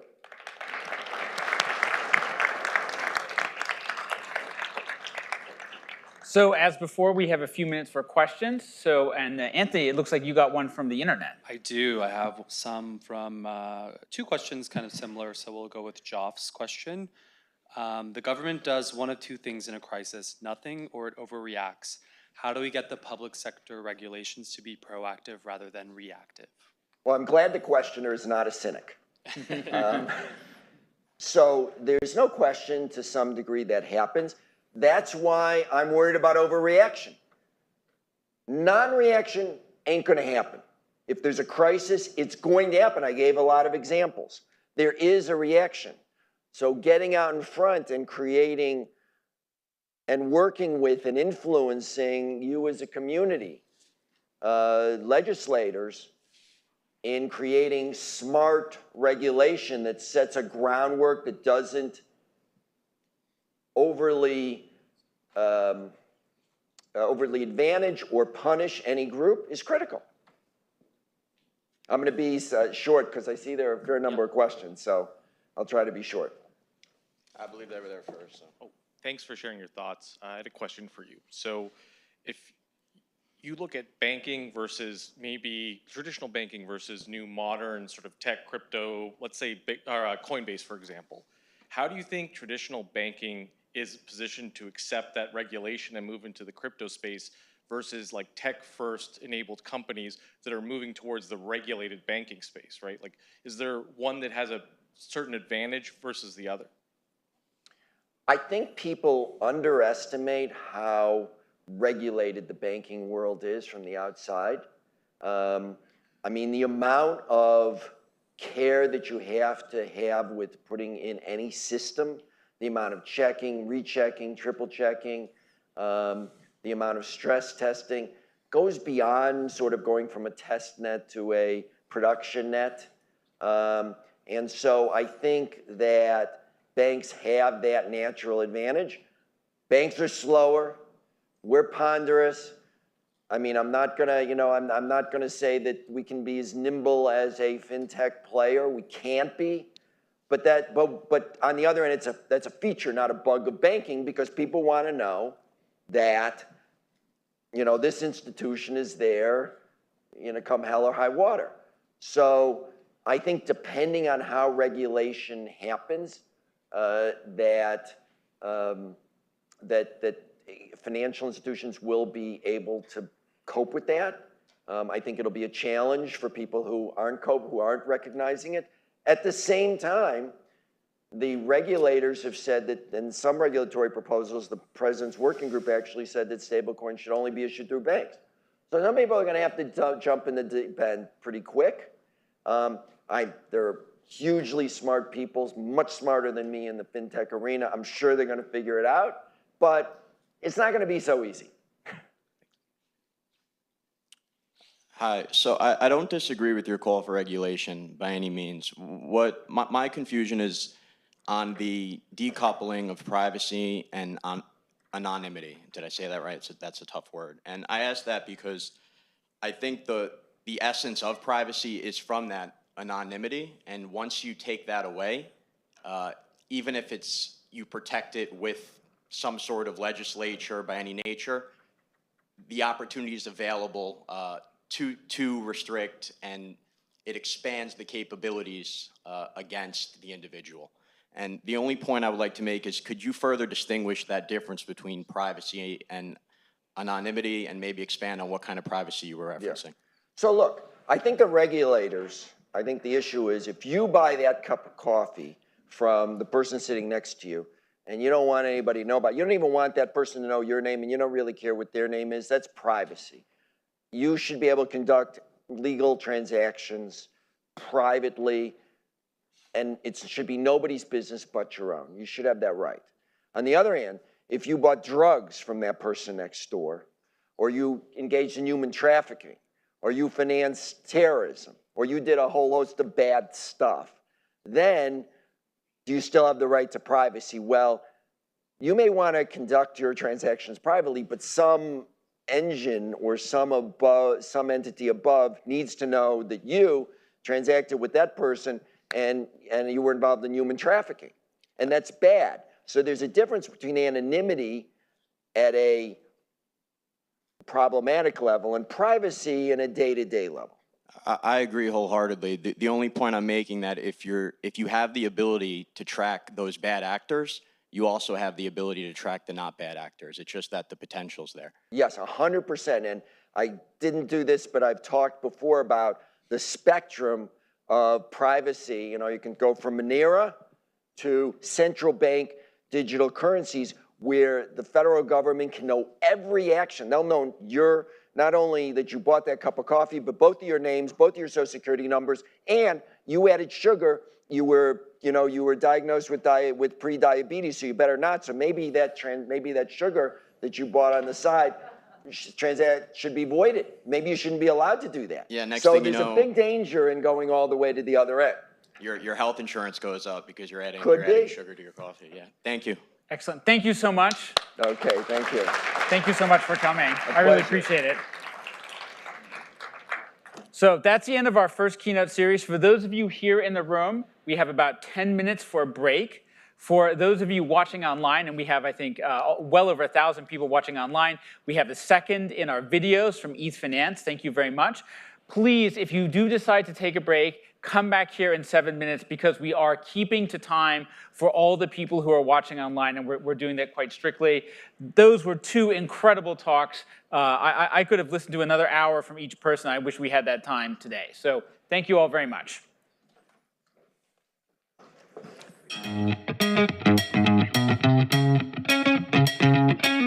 Hey, Super Fizz from the ETHstaker community.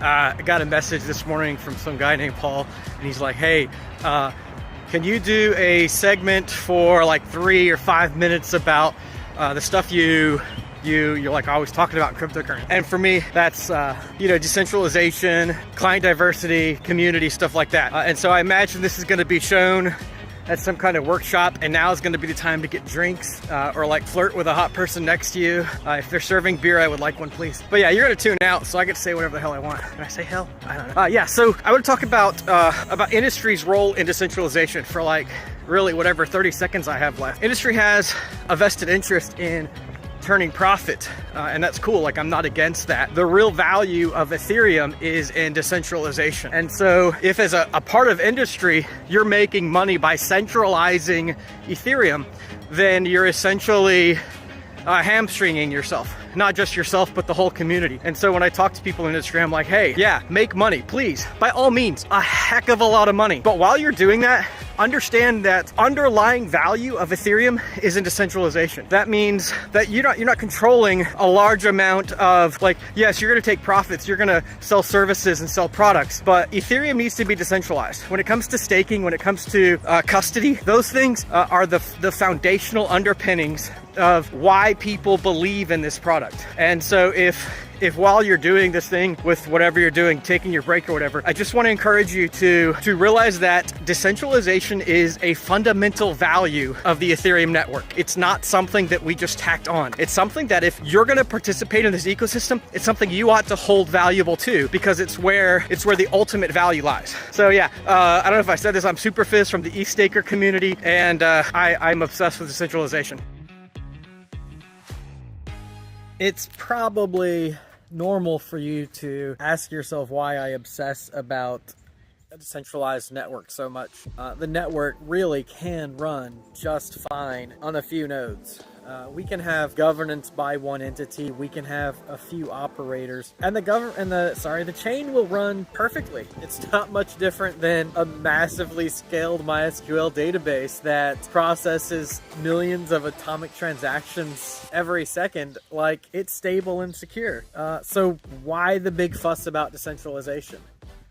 It's not about keeping the chain running. The chain is going to run. It's about the value of the chain. And this is why people who centralize the chain don't understand that they are really doing themselves a disservice. The value of the Ethereum network is that any operator, I don't want to reuse the word operator, any person who wants to interact with the network can know that there are so many individual entities running the chain that no single entity can interfere with their transactions. Really, at some point, this scales up to nation-state actors. And so I believe that Ethereum has the potential to be a foundation for a worldwide currency exchange, maybe even a worldwide currency standard. If the network is thoroughly decentralized, if any nation-state actor can look at Ethereum and say, wow, that's a really decentralized network, no one can tamper with that network successfully,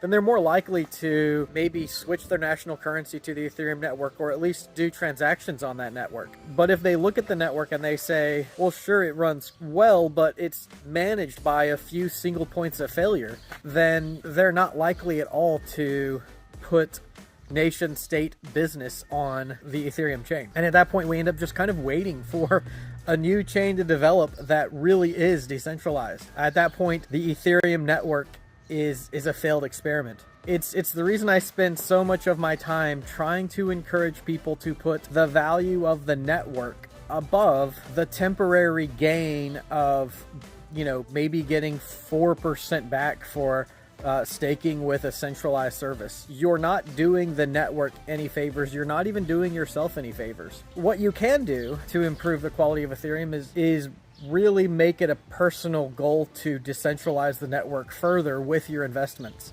And that's power that you have. If you're an investor, if you're someone with wealth, if you're someone who wants to make passive income from the Ethereum network, you can do that through solo staking or through staking with minority provider. You can make a great return, and you can further decentralize the network. The thing that I really want to steer people away from is doing like using the same service that everyone else uses. That's just a recipe for disaster. It's totally anti-decentralization. I can't really take anyone seriously who says that centralized governance on Ethereum is okay. Like, no, it's not. We as Ethereans have a responsibility to maintain a decentralized chain. That's our role. The developers, their role is to develop software that can run on consumer-grade hardware to stake on the Ethereum network. And the community's role is to take that software and spread it as far around the world as they can in as many independent locations and stake in ways that really decentralize the network. That's what makes Ethereum valuable. I hope everyone can kind of just take that seed and plant it in your mind and realize the value of Ethereum is in decentralization. The world computer is great, but a centralized world computer is something that we've had for years. It's nothing new. So I want to talk again about an analogy for decentralization, one that I think that an analogy for the need for decentralization. And so decentralization, at least to define it in terms of blockchain or Ethereum, is described as like the minimum number of points that you can corrupt or capture to change or control the network. And so it's really simple to think about. If your network runs on one node, you can take that node down. You may be able to take that node down pretty easily. Even if it's hardened, like, it can come down. If your network runs on 10 nodes, well, then you need to take down more nodes in order to get that to come down.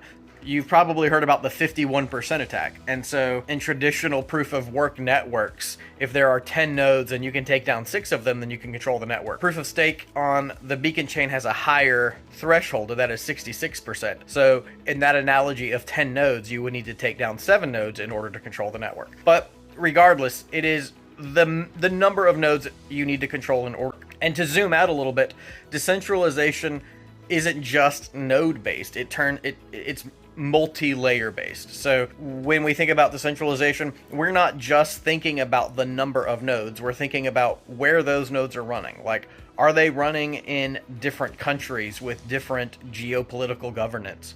What if one government says, stop running your nodes? We're going to shut down the network so you can't run your nodes.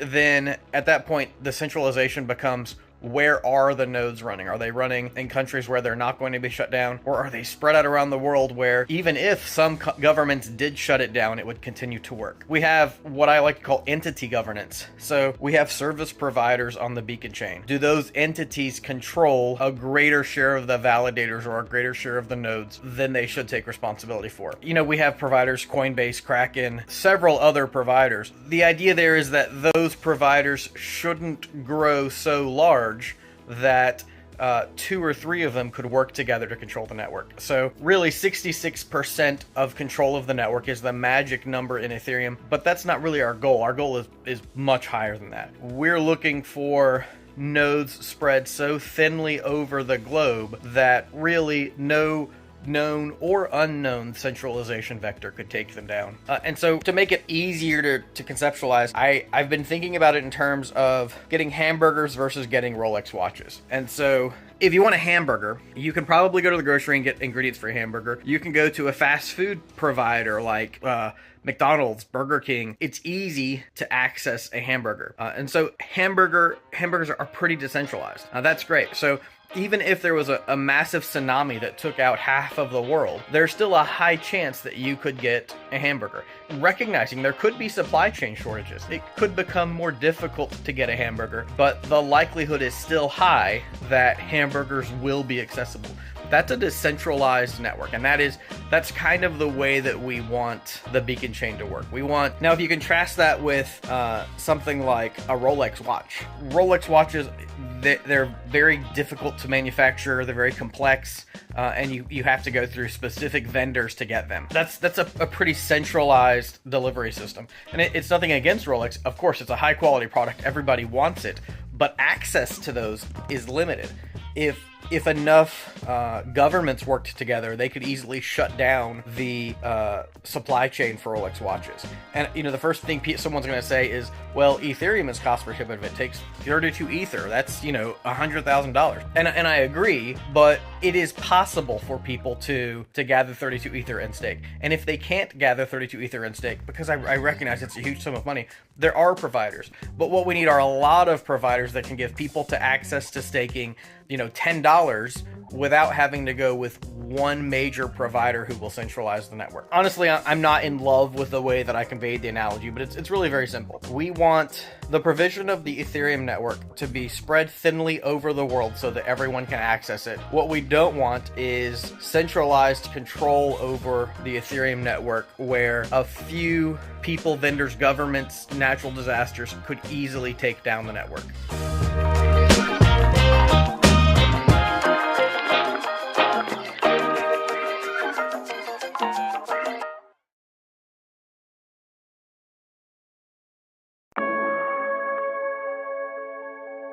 Please come on in, take your seats. We have 3 superstar speakers and I don't want a single person to miss out on the excellent content that we have lined up.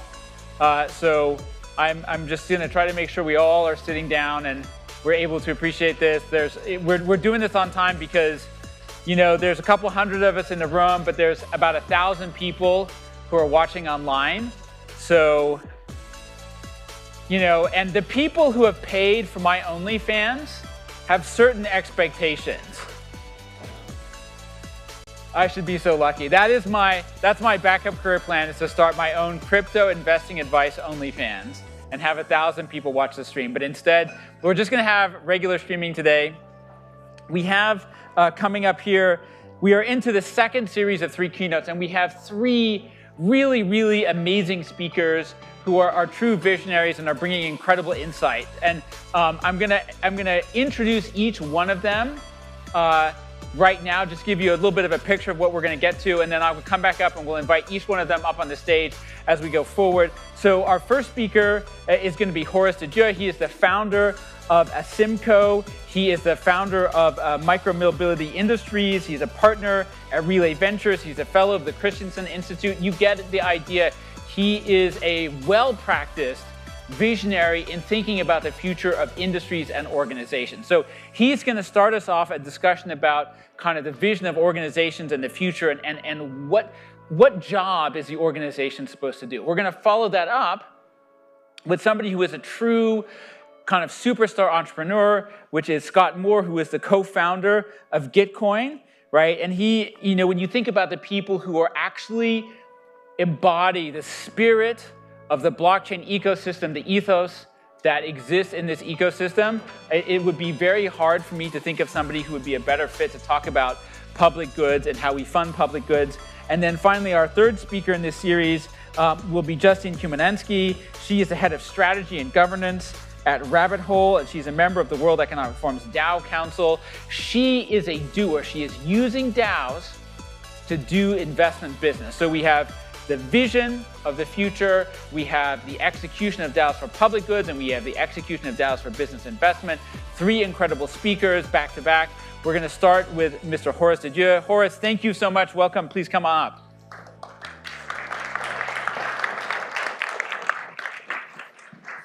Right, thanks everybody. So the last 2 speakers actually came up with incredible insights about fundamentals of society. I mean, we heard about banking and we heard about the dollar. I mean, it doesn't get more fundamental than that. So what I wanted to dive into a little bit is more like the, you know, zooming in a little bit about businesses and the models we use to actually make money. And so these are really economic constructs. We're sort of building on top of those things and trying to convert demand and supply into value. And you know, there's a universe of businesses out there, and you probably are looking at this and saying, well, that's the you know, the pinnacle of society in terms of value creation. Of course, you have to keep in mind that they rotate quickly out. The lifespan of businesses is but a few decades. These aren't like institutions that last for centuries. It's an interesting you know, evolutionary construct that we actually rotate so many of these out. But I wanted to dive into sort of like, how do we categorize these? So like, how do we think about whether there's a science? When you make a science, you have to start with categories. And so this is one of the categorizations that sort of we're proposing, is like, there are really only 3 things, and the solution shop, the value-added process, and the network, and the facilitated network. And just to give you an idea how simple these are, you know, someone who's you know, a stylist or in this case, a makeup artist, you know, is providing a solution. Someone who is building things, objects and so on, value-added process. And then you have like a venue, like even this place is a facilitation venue for a network. And that extends also to things like Google, which is itself a network, value-added process like really manufacturers like Tesla. And finally, you know, going back again to the solution shop, well, EY is a great example. And so if you try to put all of these together, that's one set of categories. There's another set of categories, which is like, let's look at the way the businesses operate. So when you think about, as I said, matching demand and supply, in the middle you have this thing we call the business. And it takes capital and then converts it, hopefully, into profit. It could also convert it to a negative profit. And it pairs up the demand in terms of customers and solutions or outcomes, right? That's just very simple. In the middle, you have this process. And then you have something we call strategy.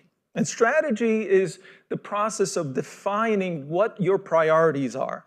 So you have obviously many customer requests and you have many outcomes possible.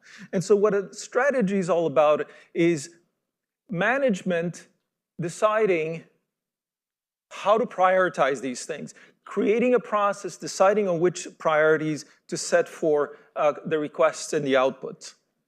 And Clayton Christensen sort of summarized this in this acronym of RPP, or resources, processes, and priorities. So resources are the decisions being made by management about what you need. Processes is how to apply those resources. And then priorities is the decision on what you should do, right? What's most important. And so we ended up with this RPP, but it turns out that this is a universal idea. It's used by the military, and there they call it forces, doctrine, and objectives. It's used by churches or religion in general. It's like, what is a faith, the liturgy, and the dogma. And in software, we have data, algorithms, and specifications. This triple of the means and the ways and the goals is very, very commonly repeated. And so what I'm trying to work out here is like combining these two together is RPP, resources, processes, priorities, means, ways, and goals, managed, or tied to solutions, value-added processes and networks.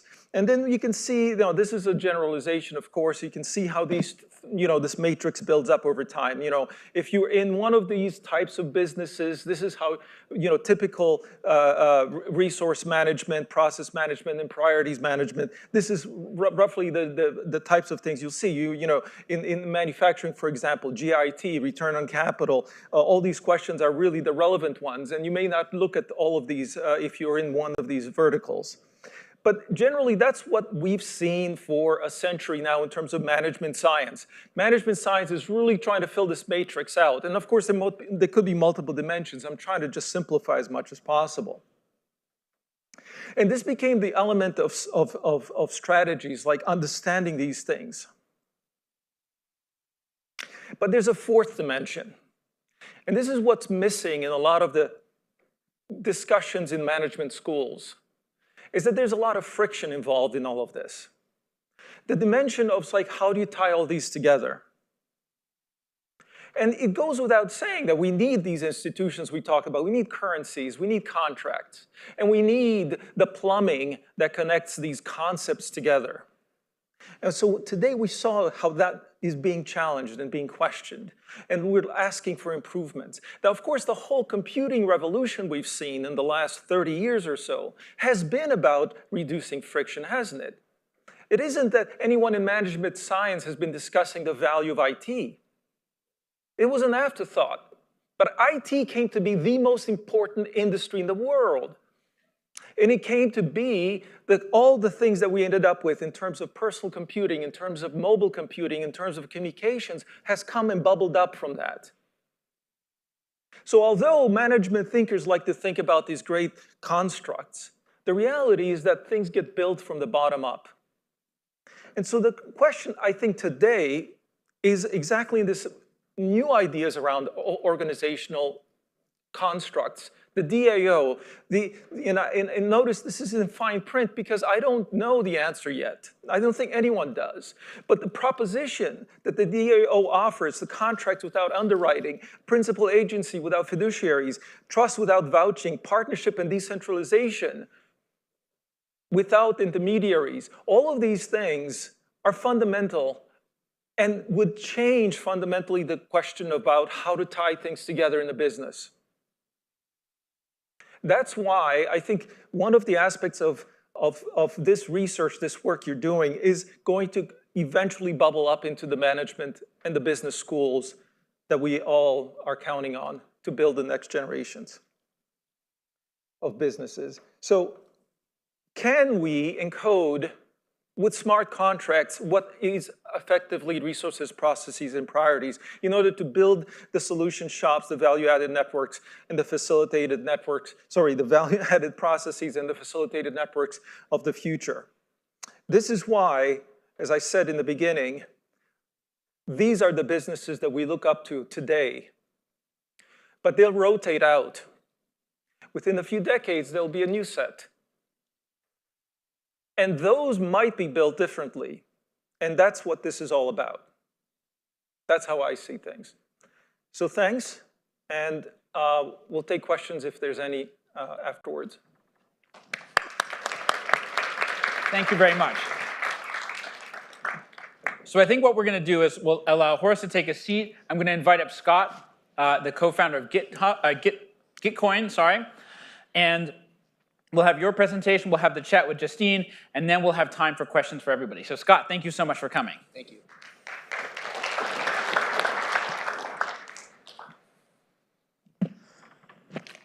Okay, let's see what happens here with the next slide. Here we go. Perfect. So thank you all for having me today. I'm really glad to hear already that we have a lot of people talking about the future of institutions. Really glad we have people talking about the fact that we need to rethink existing systems. I think often it's easy for us to get caught in a sort of loop around what the future is to us. We think about things from the past 50 years. We think about things looking forward 50 years, but we don't often think about things kind of long-term in the next 100, the next 1,000 years. And so what I'm here to talk to you about today is actually a bit more abstract than some of the conversations we've even had before, which I realize are abstract on their own. But what we would want to talk about, and what I want to sort of get a sense of from this group, is how we feel about sort of the future that we're imagining for ourselves and why we're imagining that future in the first place. So this title is kind of, going towards solar punk is one vision of that. I don't think that's the only vision we can go towards, but I'll kind of start there as a piece of the puzzle for us to think about. And when we think about public goods, why it matters, how we get to this new model of public goods, it starts to become very obvious to us, essentially why we're building the future that we're building. And ultimately, it starts with actually a quote from David Graeber based on, I don't know if anyone here has read the book, Debt, the First 5,000 Years, highly recommended if you have not. But it starts from his idea that we have not only actually, kind of failed to imagine the future, but in some ways we've imagined a relatively dystopian one. So I think everyone here is probably familiar with the concept of cyberpunk, which is a genre of science fiction dedicated towards this kind of gritty, low-tech, or what relatively high-tech, relatively, but low-life vision for the future. And I think that kind of has historical implications that have led to, in the cypherpunk movement, a kind of large-scale individual advocacy of cryptography, privacy-enhancing technologies. All these things are important, but they fundamentally rely on a presupposition that we cannot necessarily trust each other, we cannot trust the institutions that we have or that we rely on.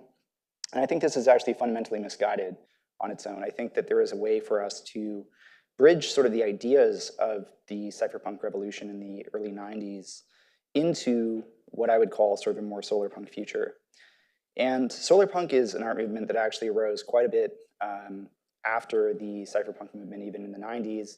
It arose actually around 2008 as a kind of environmental movement first and foremost, but then moved from that into a broader movement, into broader technological sustainability.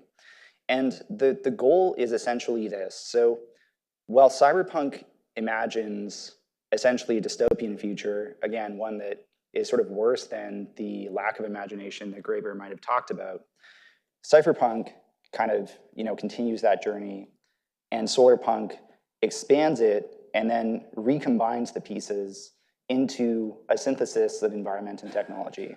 Rather than talking about how we need to combat each other or combat this sort of corporate versus like technology versus the people sort of the civilizational question, we can talk about a synthesis between those ideas. And that's fundamentally what we've been working on in the context of Gitcoin for the last 4 or 5 years in the context of public goods funding on Web3. And so fundamentally, we don't want this, TLDR. We do want this. And ultimately, that is the crux of, I think, where we are going wrong today in terms of how we think about the role that Web3 can play in our long-term civilizational outcomes. So TLDR, we can kind of shed some of this historical baggage from nation states as the only means of social coordination. We can reject the idea of sort of institutional actors as the only mechanisms for economic coordination. And in turn, we can kind of reverse these trends, create collectives, create DAOs that allow us to bridge the divide and to work together more holistically, more peer-to-peer, still as individuals, but as individuals coming together towards a common goal, kind of the original vision of the corporation in the first place. So we need to kind of think about this baggage as such. We need to think about how we can essentially reframe our relationships with each other and with institutions.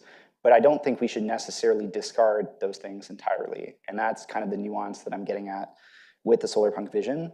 And I think it's the nuance that we need to collectively face as the broader sort of like civilization we're in is increasingly polarized on the one side against technology on the whole, and then on the other side against sort of any means of coordination and rights to the individual. And so, there's two models that I'd like to explore in a little bit more depth beyond sort of the nation state and corporate models, which I think are perfectly valid. I would not consider myself any kind of anarchist per se, but I do think there's models that we have just fundamentally forgotten because in part, these models are not taught in business textbooks. They're not commonly evaluated in the context of our existing legal system. It's very hard for someone in North America to create a cooperative, let alone a sort of common management system.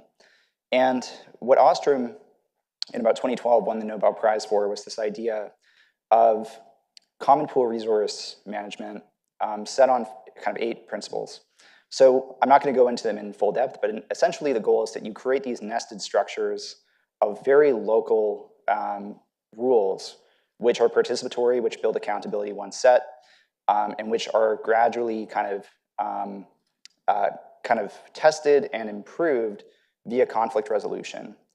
And ultimately, this makes it kind of, in a local sense, a very robust system, which is kind of once sort of similar to precedent in like traditional legal systems, easily able to be reviewed and kind of iterated on every so often based on these conflicts that emerge.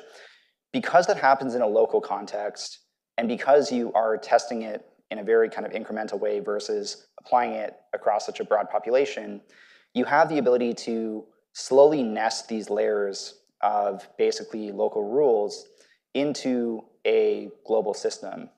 And fundamentally, the challenge we face now is that although the legal system that we have has essentially applied these principles to some degree implicitly, I think there's a lack of understanding of essentially the need to test things locally before applying them globally just generally today. And I think we see that often with the way that cryptocurrencies are regulated. I think we see that often with the way that most new technologies are regulated. And I think we see that in the way that corporate governance rules are set, partly because these things are just so naturally kind of like out of the box today without further questioning.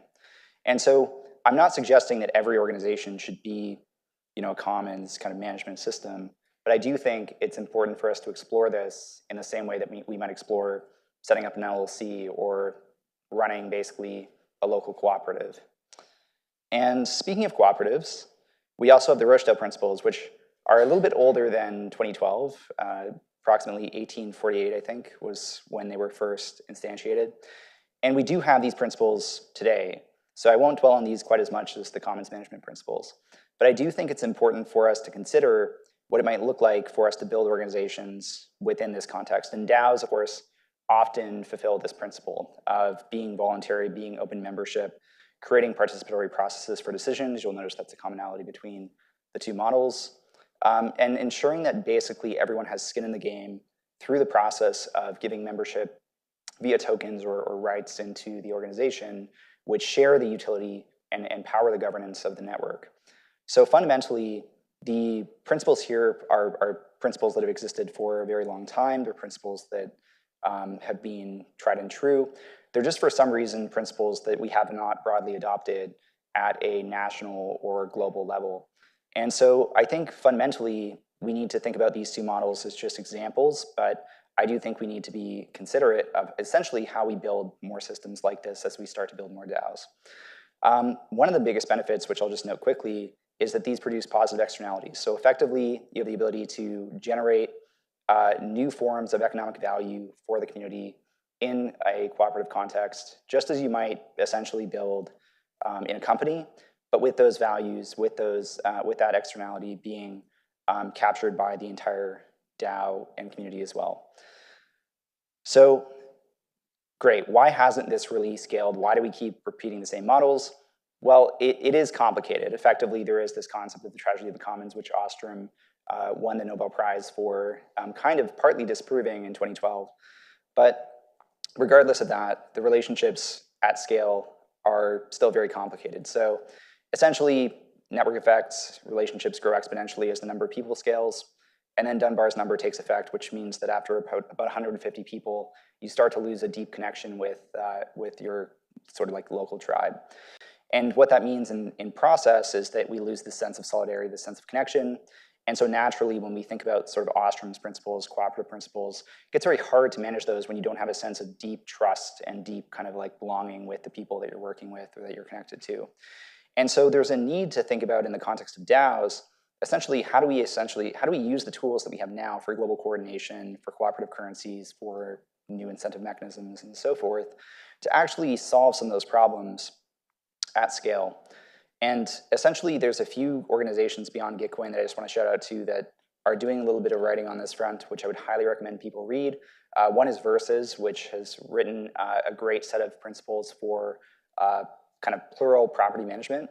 And one is Other Internet, which has written a few pieces, but one in particular that I would highlight is Positive Sum Worlds, which talks about effectively how we build out these new kind of positive sum public goods mechanisms in a way that allows the value to still be, again, like kind of propagated externally versus just being focused in on the DAO itself.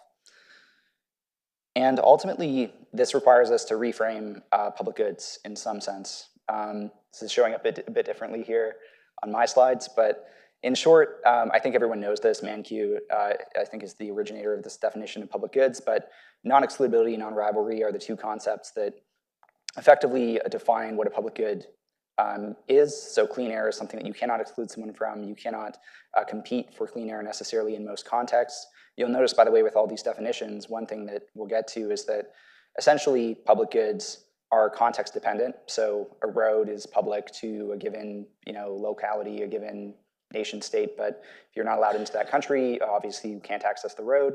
There's kind of a local context in that definition in general. But essentially what we want to sort of think about in that context, and what kind of is mentioned on the previous slide in terms of club goods, is essentially how we take things that might be, and this is kind of a little bit of a repetition from before, but I really want to emphasize this point, how we take clubs essentially, or commons, and turn those into public goods themselves. How we essentially propagate those as organizations that produce value in a way that is participatory, in a way that is public, in a way that allows the community at a global scale ideally to be involved. And I think that's where we're getting the unlock from tokens. That's where we're getting the unlock from community projects, whether it's Gitcoin, ENS, Optimism, or others that we'll talk about in a minute. And ultimately, the way that you do that is first by redefining public goods in the context of market failure and value to community. So if you look at this diagram, it's a little bit like kind of complicated to kind of dive into in depth, but we'll give a quick example. Suppose that you have a project which we have called Kernel, which is a local educational community for Web3 values. That is a project that has high market failure, but high value to community. And so you could imagine basically that fitting at the very top of this quadrant, the sort of top right quadrant. And you can imagine essentially the need for that to be funded to be very high, kind of like the actual like physical world model of this might be a university, right? So you want a university to have an endowment because, one, it is not getting funding from the broader public. If it is, it often ends up being co-opted in some way and the education is diminished. But it's also providing very high value to the community at large. And so if you think about this sort of positive externalities framing instead of thinking about like non-excludability, apologies, and non-rivalry, you end up with a much better model that allows us to think about even some corporate actions as public goods related. This is kind of how the corporate social responsibility model ends up playing out in practice, but it lacks this participatory community first approach that I think is really important to get right.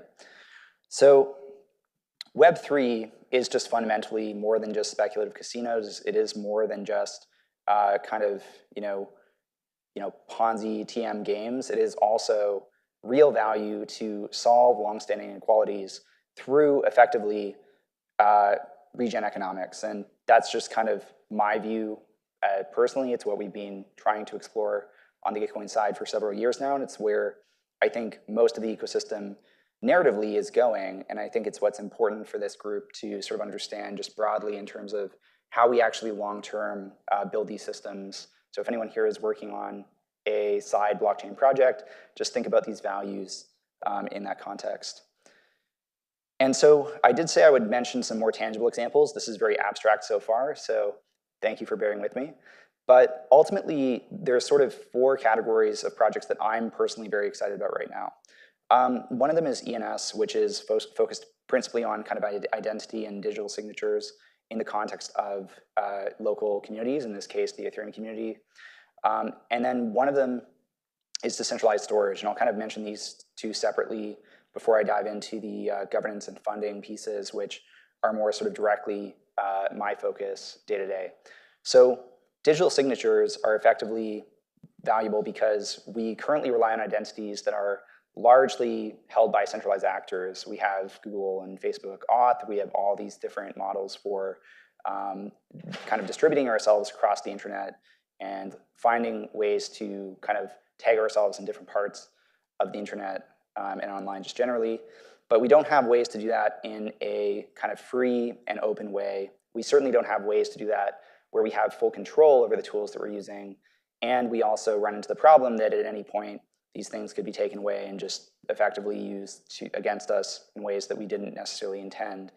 And I think decentralized storage tries to solve a very similar problem, which is, if you are in, for example, Ukraine and you want to, protect some information that you have about the situation there, you're probably going to have trouble doing that in certain jurisdictions. You're probably going to have trouble doing that in certain contexts.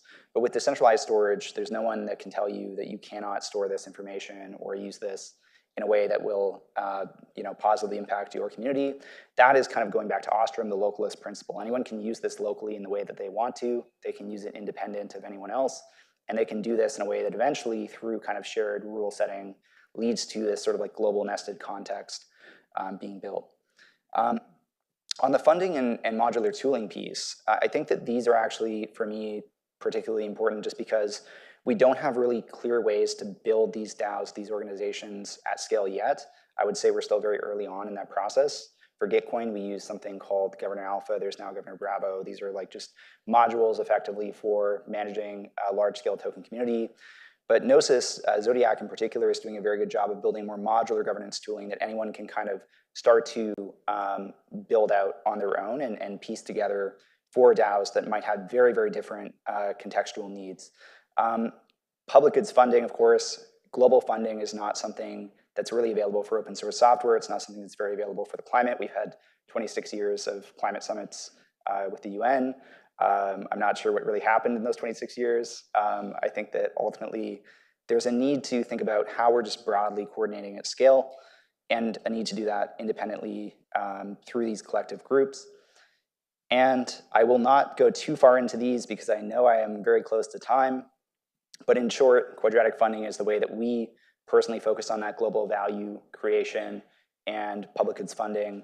It is essentially a democratic model by which a group of matching funds is distributed to a set of projects based on community sentiment. So basically, you're just taking the square of the sum of the square roots of contributions, matching those according to some large donor preference, and getting a sense based on the sort of values of the poor and the many versus the rich and the few as to what people care about in a given context. So, for example, we run these rounds with groups like ENS. We run these with groups like Radical, with groups like Uniswap, and we do these even for their local communities, in addition to doing these for causes like Ukraine, like the climate, like longevity.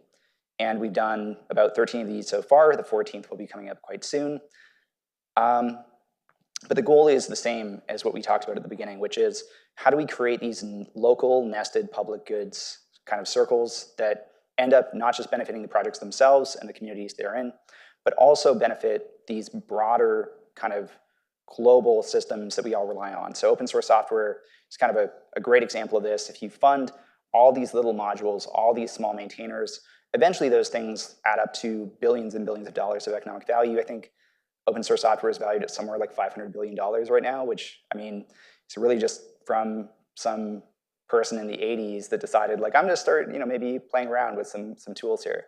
And it's just kind of amazing that over the last, 40 years, now we're at the stage where we're finally realizing some of that value.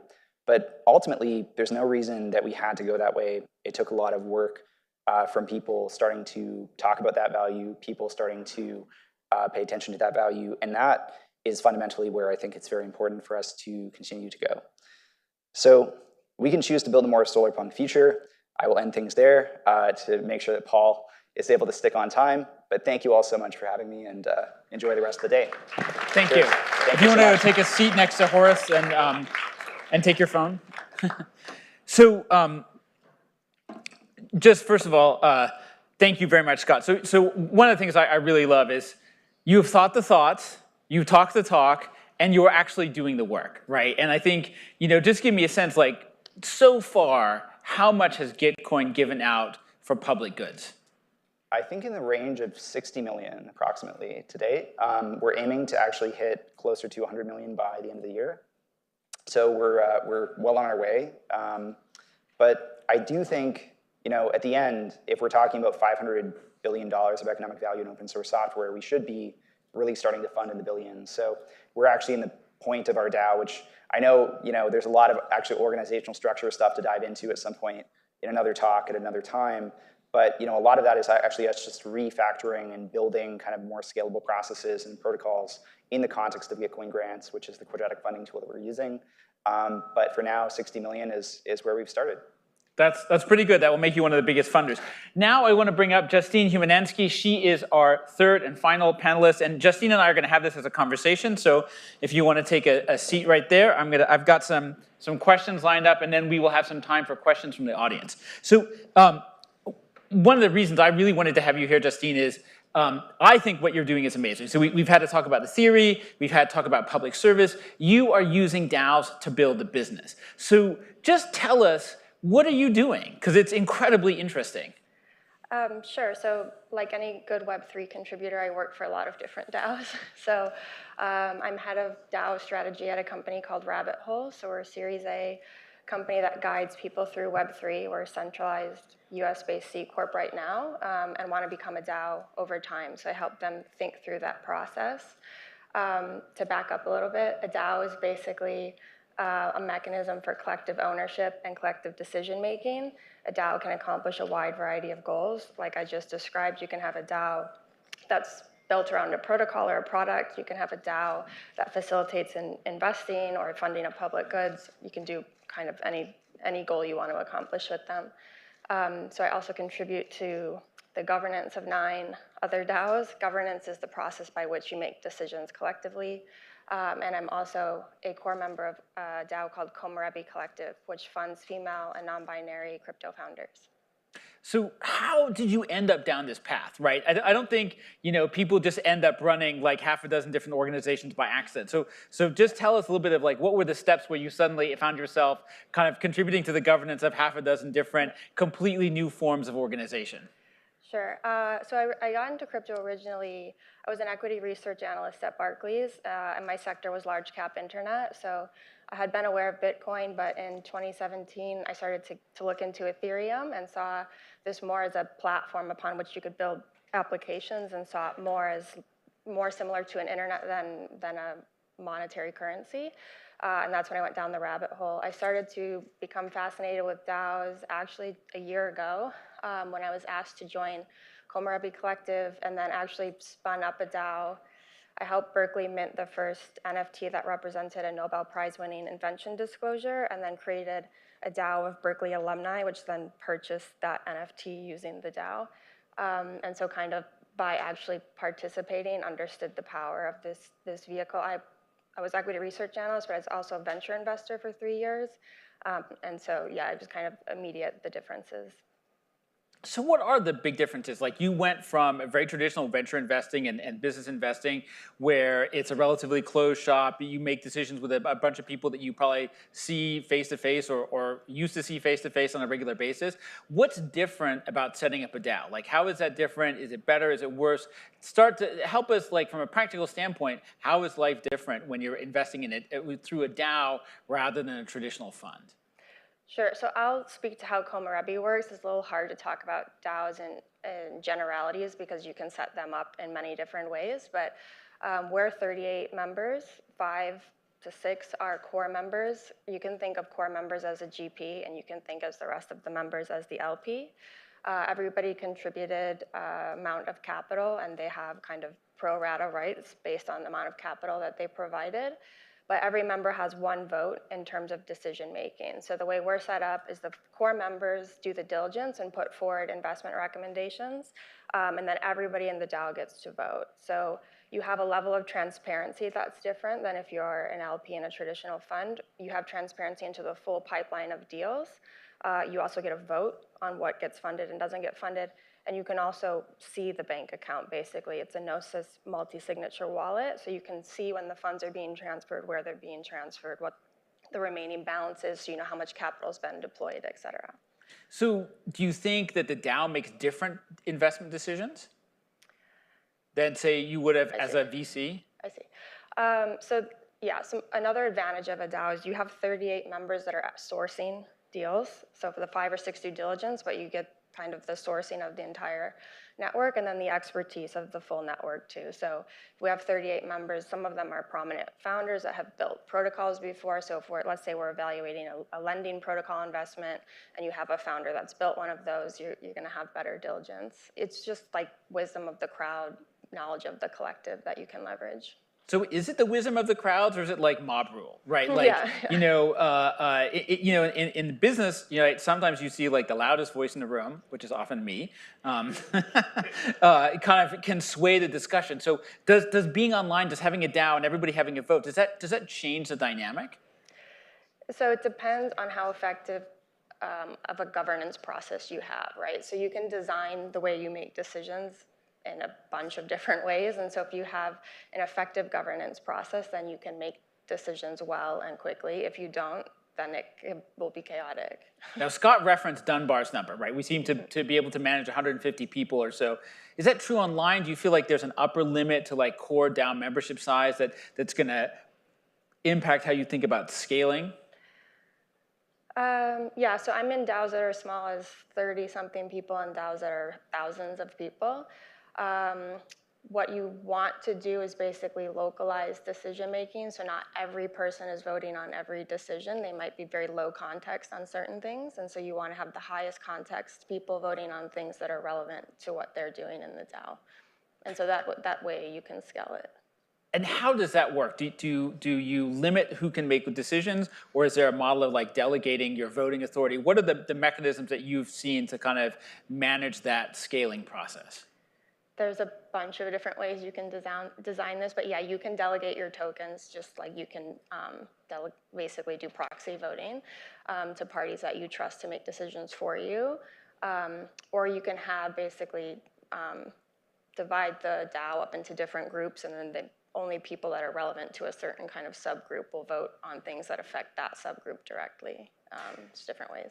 one of the things I've been wondering about is, do you think, for example, that delegated voting, I feel like delegated voting could be absolutely transformational to even to traditional companies. Like, on environmental matters, for example, I have a lot of money in S&P 500 index funds, right? Today, I don't vote any of my shares, really. But in theory, I would love to be able to say, for environmental issues, I would like to delegate my votes to the WWF, right? Mm-hmm.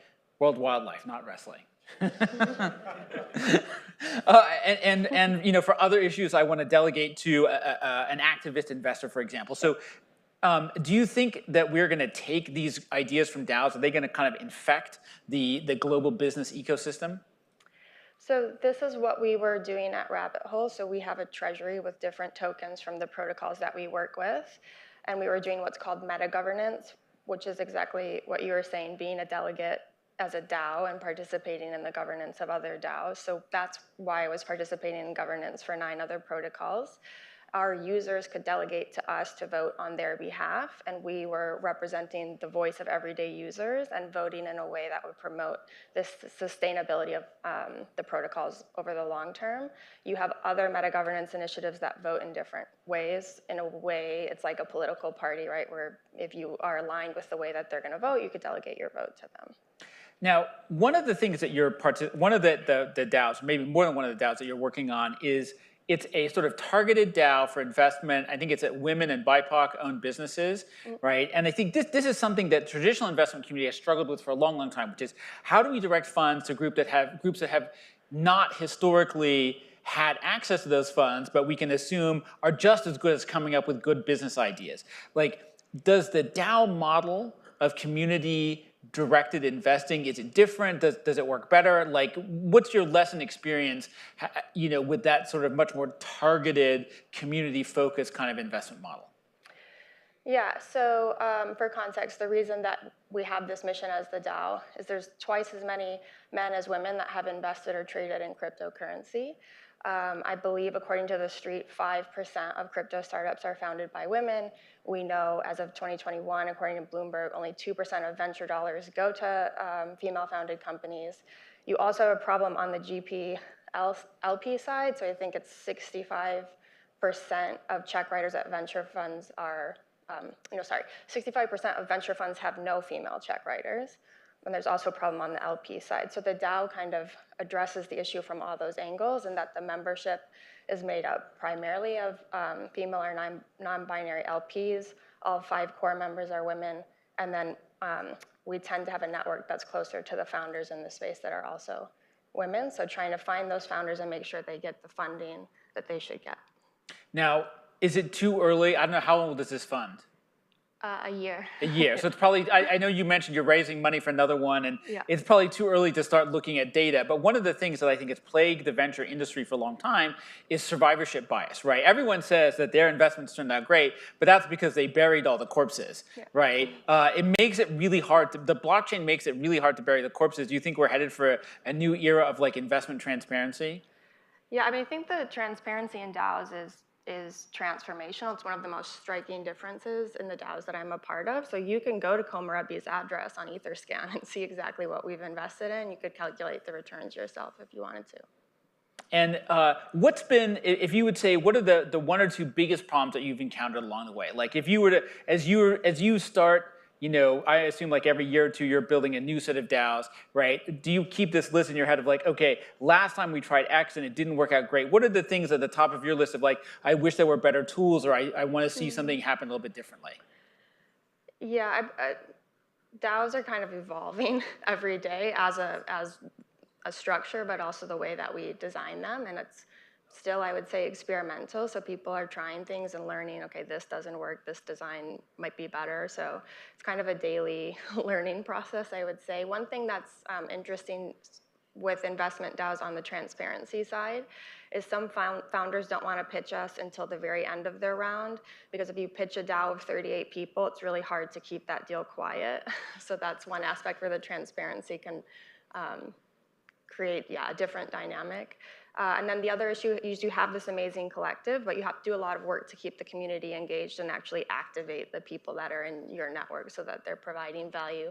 Most contributors to DAOs are doing it on a part-time basis, so it's a different dynamic to manage than if you're like a full-time venture investor. I'm actually so glad you brought up this issue of privacy, because this has been a big issue for us as in EY. We're starting to talk about doing business with DAOs, and when we go to risk management, we're like, so yes, it's a DAO. That means everybody in there can see it, and all of our documents will be public. And you know, it's a fun activity. If you like seeing risk management people like pass out, and you're good at calling 911, it's very entertaining. But it does absolutely change the dynamic. I've got time for one more question for you. Tell me, what are one or two investments that you feel like are really interesting and that you might not have made in a more traditional context without the insight of DAO members?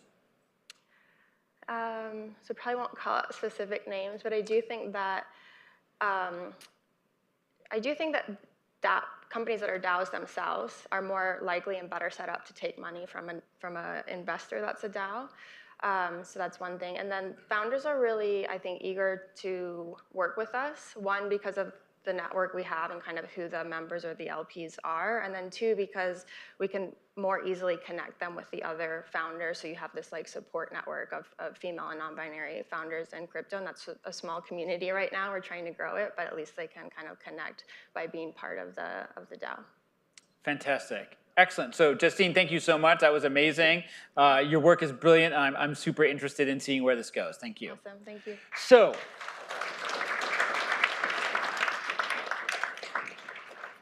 three incredibly brilliant people, and we have 12 minutes left for Q&A, right? So if you have questions, Anthony's got questions from the internet. If other folks have questions, we can do as we did before, pop up to the microphone and ask those questions, please. And we've got our first question.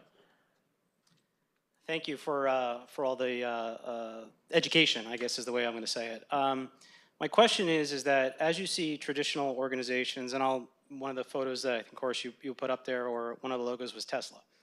So if I think about transparency, and I can read all the documentation about where Tesla's going, et cetera, as you start opening up the aperture around transparency, around their business models and their business practices, that gives me a little more sense of, do I want to invest, do I not want to invest? So if you look at a DAO and you look at the traditional organization, there's a blend of those two worlds. Where do you see that blend kind of working out the best? So in a traditional organization versus, say, the DAO that somebody may want to create today.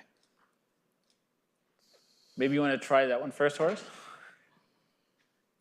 When I started out in business, I should say just as an employee in the company, I had a mentor who was, I was a refugee from Romania. He was a refugee from Hungary, but much older.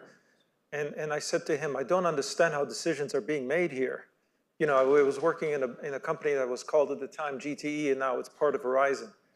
And I said, you know, we could set up software where, the management could get the votes from the employees.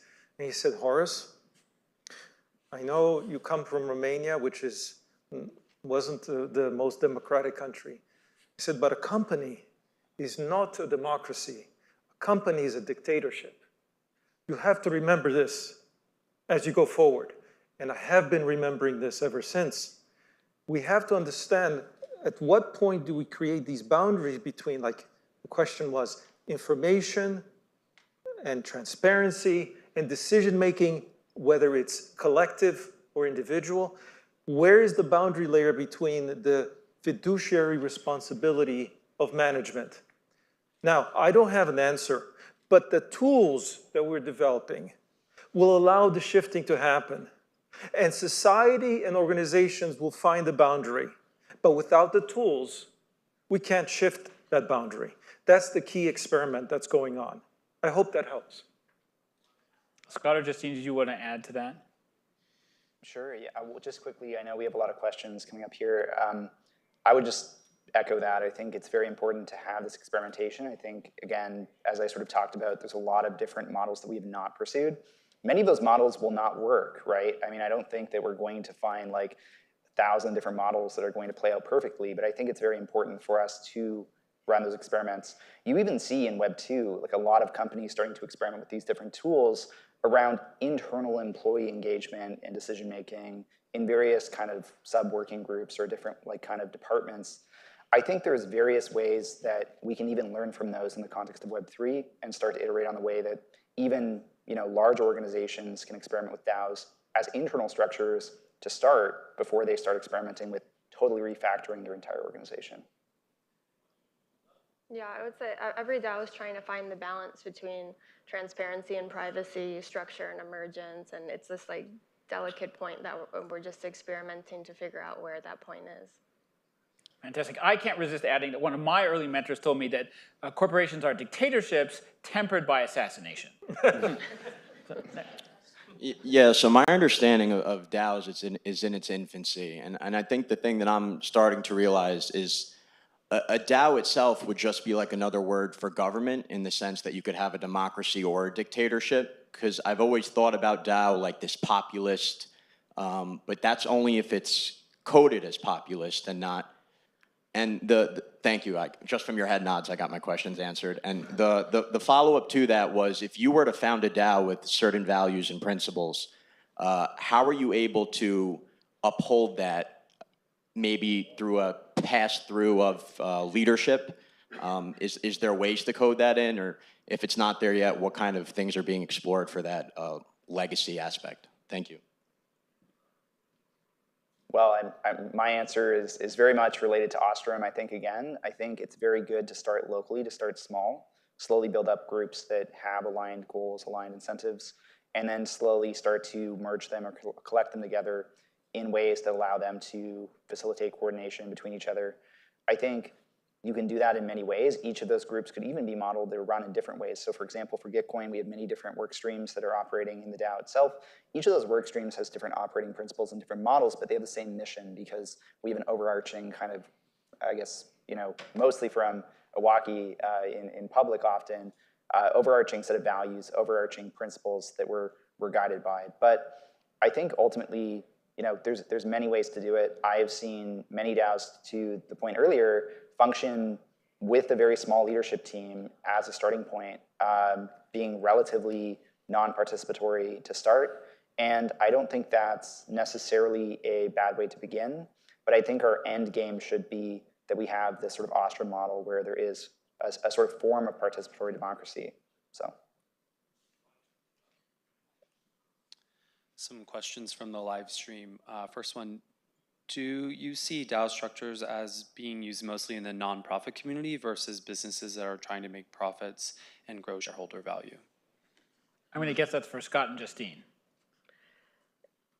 Yeah, so DAO is basically a coordination mechanism that you can use to accomplish a goal. So that can be for profit or not for profit. I think there's like 4,000 or 5,000 DAOs, probably 100 big ones, and many of those are, the largest protocols in crypto. So those are definitely for profit.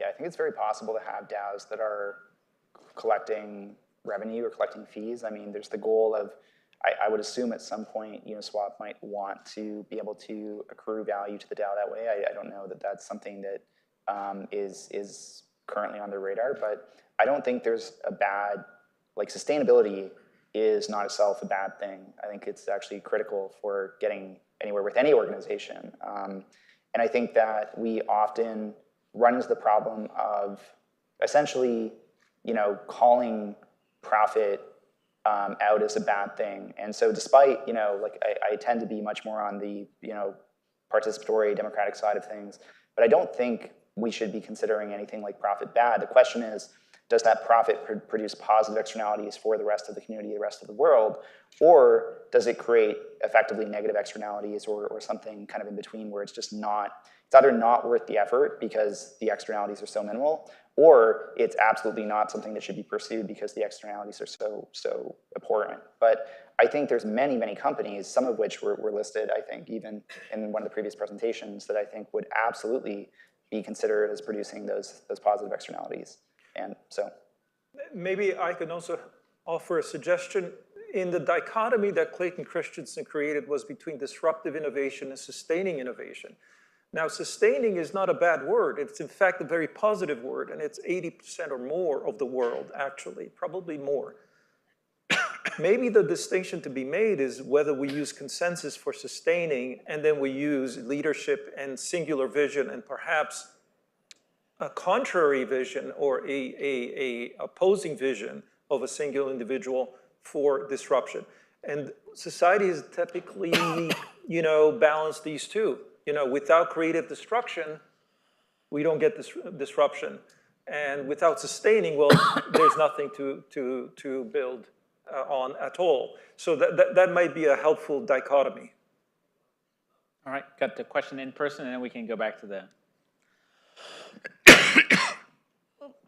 What kind of governance structures or incentive structures do you think will enable DAOs to harness the effective decision-making that traditional business models have been able to do while maintaining the ability to accomplish the goal of the collective?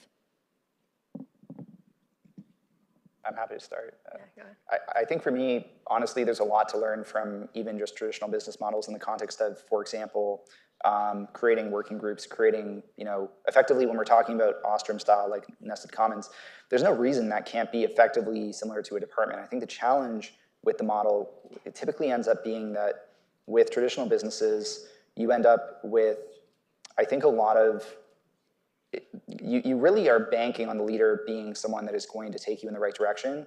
And I think often you end up with a lot of internal politics that don't take you in that direction because, one, of the lack of transparency, and secondarily, I think, because of misaligned incentive structures in the company or the organization. And I think that it's very easy for us to run into those problems in DAOs too, but the structures that we've sort of like put in place in the Gitcoin context or in other DAOs that are sort of at that scale, I think provide a little bit of resilience against that. In addition to still taking, I think, the best parts of that kind of work stream or kind of department model. Yeah, I mean, I think the other area there's innovation around is right now most DAO voting is token weighted, and so that's suboptimal because if you have a lot of tokens, then you have more influence, and we probably don't want it to be based on financial ownership. So like quadratic voting is a way to combat that, and then also what Optimism just did with their, like they call it a two-house governance system, where some decisions are made based on token weighting and other decisions will be made based on a NFT, which is like one for one person, one vote, basically. So I think we'll see a lot more innovation around that. Excellent. We got time for one more internet question. Awesome. Yep. So this one is Wyoming passed a law that would allow DAOs to incorporate. Normally, a startup needs to provide articles of registration and a list of company officers to incorporate, but DAOs may not necessarily have this structure. Any opinions on this law and whether it should be a federal law? That's above my pay grade. Any thoughts? I mean, I would love to see a world in which you could have some kind of connection point between DAOs and the real world. I think the Wyoming LLC is a great example of like a starting point in this direction. There are other countries where this is actually quite easy to do already. I think it's a question of effectively, what is that relationship between the legal structure and the DAO itself? And you need to make sure that the legal structure is not kind of a, I think one of the challenges that people here might have with the idea of DAOs and the way we're talking about governance is, for example, the tyranny of structurelessness, in which you have rules, but they're not explicit, and so therefore you run into all these problems. And I think I would strongly agree that you need to have those explicit rules. In the context of the LLC, you have this other problem in which you might have this kind of separate organization which implicitly has power over the DAO, but is not kind of being given proper daylight to the rest of the group or the contributors. And I think that if you can get that balance right and get the legal kind of liability protection, plus having that transparency, I think that's great. The one other thing I'll just quickly say, which I didn't know in my talk, but it's just a fun anecdote, is that the LLC itself is just a kind of invention, right? I was in Amsterdam a few weeks ago, and it was just created to ensure that ship captains could go and sail and not like just literally get wrecked by the fact that you'd have tons of people looking for their cargo in the event of a shipwreck. And I think that there's lots of ways we can think about these models, again, that are just relatively novel, that are outside the box in the same way that we did with the LLC itself. I don't know if that's what I would recommend to regulators. I certainly don't have enough context to make that recommendation in any way, but I just think that's an important secondary kind of note to make. Yeah, I think clarity on this is really important. I think we'll see a lot more venture dollars actually come into DAOs if we can sort some of this out. I mean, right now, everybody's doing, some DAOs use LLC, some C Corp, some trust, some Wyoming, some Delaware, and it's just kind of it's uncertain right now. And so if we can get more clarity on that, I think that will really help. I would just really echo that piece of clarity is important across many parts of the ecosystem. I think beyond anything, like if you did a survey of the space, I think 90% of people would just say like having that clarity would be super important. Amazing. I'm going to abuse my power as a guy with a microphone and ask one closing question to Horace, actually, which is, so EY, we are a partnership, right? And a lot of professional services firms are, and we've been around for a long time. We have the partners vote on important topics. We have staking. When you become a partner, you have to buy in. And if things go really badly, there will be nothing left when you, when you leave. If they go well, there might be more. Are DAOs just like a new form of partnership? And if that's the case, is there a particular type of business model, the network or the value-added systems, a particular type of business model that DAOs and partnerships are especially well suited to pursue? That's a great question, because as you point out, and actually is repeated, these were constructs that were invented like in the age of exploration. The Dutch in Amsterdam put together these instruments. And some of them pre-exist that. Banking came from Florence before the Renaissance. The point is that over the years, we've kind of stumbled across solutions. And we've built up organizations that allow us to make decisions and live, in some degree of comfort. However, we all seem to be under the frustration of inequity, the frustration of absence of improvements, right? We call this innovation. We have problems when it doesn't, there's not enough of it. And what I'm excited about is the technology that we've been able to develop in all of our computing world. It just has moved us in new dimensions, right? Social media didn't exist, nobody asked for it. Remote work. We have now online shopping and all these amazing things, and we take them for granted. Now imagine a future where these questions about stake, equity, trust, transparency. Trust is an amazing thing. We don't have ways of properly establishing it. We have words like, love. And we say things like, love makes the world go round. But who's ever measured it? Who has ever been able to take quantity measurements of all the most important things in life? In many ways, what DAOs do is encapsulate trust. And that trust is infinitely valuable. What is the net present value of all the future trust in the world? That is what we're struggling to find. I'm not an expert in this, but I do see that there's opportunity here.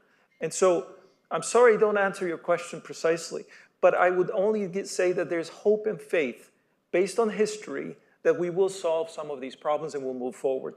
Fantastic. Well, I'm going to run home and issue my husband an NFT just to make sure he stays with me. All right. We are now going to go transition directly into our final event. So thank you very much. Thanks to our excellent guests, our brilliant panel. And we're going to now go to the closing keynote for the online portion of the day. And I am incredibly delighted about this keynote presentation. We have Anthony Martin, who is one of the co-founders of Polygon, of Polygon Hermes and Polygon ID, and he's now leading Polygon Enterprise. And he's going to talk about Polygon Nightfall and the broader Polygon roadmap around ZK and Layer 2. This is, for me, I cannot emphasize enough, like an incredibly important day. We have been working in EY towards a privacy-enabled, Ethereum-based public blockchain future for the 7 years that I have been here in this business. We have been chipping away at the core technology around this for 5 years. To have this go live and the work that we are doing with Polygon is truly for me a really big milestone. And without any further ado, I will hand it over to Anthony, and then I'll be back to talk about the in-person rest of the day. Anthony, over to you. Thank you. Thanks. Hello everybody. Thanks for inviting me here also.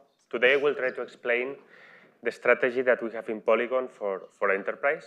Okay, when last August I joined Polygon, well, we merged with Polygon. I was co-founder of Hermes and Ident3, that now is Polygon ID. I remember that the main discussion was, okay, if we remain, we are the bigger platform in the world for NFTs, for DeFi, that's really important. But if we want to become mainstream, is how we reach out to enterprises. We need transactions, that's the business model of Polygon. Then, if we're not able to attract these main stakeholders, we will never be able to grow. And one of our objectives, leveraging always on Ethereum, but it's to become the third chain in the world. I mean, we always say that, we think we have our options, but we need to attract all these enterprises.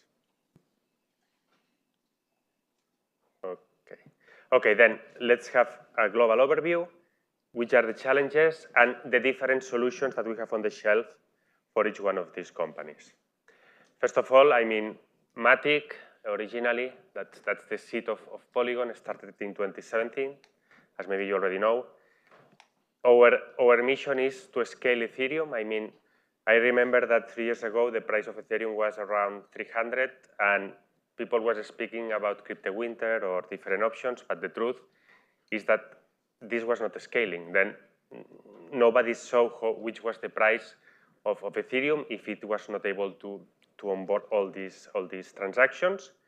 And Polygon, as other options, was one of the different solutions. What these guys, they did really well, and at that time I was not there, I was not part of the company. They did more than 300 hackathons in 1 year. I think that's the secret of the success of Polygon or of Matic at that time. They attracted all the developers, and they were able to onboard all these different dApps. Nowadays we have almost 20,000. Here it's 90,000, but yes, it's growing almost every day. And they became the reference, the platform reference to scale on Ethereum. Okay. Nevertheless, what happened is that they were aware that only with the POS, that is the original one, it was not enough to scale in the future. I mean, we are living in a very cutting-edge world that is moving really fast. And is when they decided to spend 1 billion on different ZK rollup solutions. Then Hermes was part of that, Maiden, Nightfall, Zero. I mean, all those different solutions, they have in common that they are based on zero knowledge at a certain point. Then another solutions are related with data availability that I will explain later. And also, as a solution for identity based on zero knowledge is also Polygon ID that I will explain later. What allows the scalability of Polygon today? Well, basically, is that the transaction cost is really, really low. As you can see, it's almost residual, no? It's 0.0004, which allows to have transactions on NFTs, on DeFi, be very active, also for trading. I mean, it's a tool for gaming. It's a tool that is helping a lot on these features. As of today, is the chain with more users, also with more transactions. I mean, the adoption is really high, and we still think that we have still options to grow, but it's true that we are very happy to see how well it's working. Which are the main benefits, no? One is that is leveraging on Ethereum. This gives us the security. That is also something that I highlight later, because we are believers on the decentralization, on Polygon, and we think that this is something that we should leverage in the future. It's scalable. Also, it allows interoperability between different chains. That's also very important for us. User experience and developer experience. We are working very hard on the Web2 capabilities for the user. And as I said, We are the platform to build for developers. That's always what we try to do. And if you go to our webpage, it's very modular. It's very easy to take the SDK that you need, the different tools, and from there to create the tools that better suit your requirements. But specifically in the world of the enterprises, I mean, we have seen that we have problems with integrating between different partners. There is a problem with security. Also, nowadays, there are not a lot of developers, and we are suffering that also somehow in Nightfall at a certain point. I mean, it's difficult to find the right people. I hope that this scale, and here I think we need to evangelize, to create new courses in order that people can become a developer of this new world.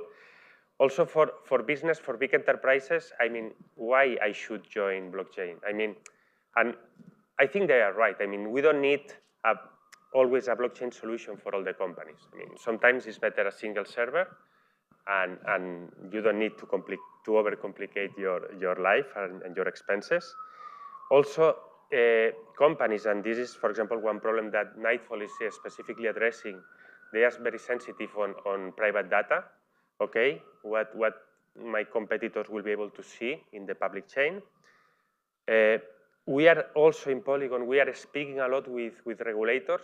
I mean, during the last year, I have had more than 100 interviews with members of the European Parliament.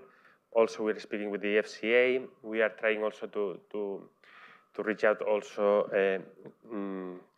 regulators here in the US. I mean, this insecurity in the regulatory framework is giving also a lot of insecurity to the enterprises, which is fair. But the problem is that the regulators, they don't really understand what we need to change here. Then we need to explain them. I mean, it's like a drop on a stone. We are trying to explain that this is not only money laundering, big electricity expenses like in Bitcoin. I mean, this is more than that, no? And then afterwards is, okay, how these platforms or how these blockchains are managed. I mean, also the enterprises, they need some expertise, and here the figure of a consultant company like EY could be really helpful, and we are leveraging a lot on that. Okay, but if we come back to the basis of Polygon, that it's the scaling problem, basically as I have said also during this presentation, there is not only one scaling solution that is good for all the enterprises. I mean, the second thing is that with the layer 2, we are adding a new capability, a new platform that it increases exponentially the possibility of the growth of the transactions. We don't need to be homogeneous. I mean, we need to create something very simple for the developers, but we need to understand that this will be a world where you should be able to interoperate between different platforms. And also we have competitors like Solana, although, well, with the last weeks, they had some problems, but Avalanche is also there. I mean, as the Ethereum market is so huge, for sure, we will see new joiners trying to take part of this cake, okay? But what we have now in Polygon is what we thought, okay, let's have different solutions and let's offer a shelf of options to the different enterprises, because not all of them need the same. Then on the left side, we have the one that is more cheaper, but less secure because it's more centralized, okay? This is Polygon Edge. Polygon Edge, you are able to deploy your network as a company. I mean, you connect through an SDK and it's very easy.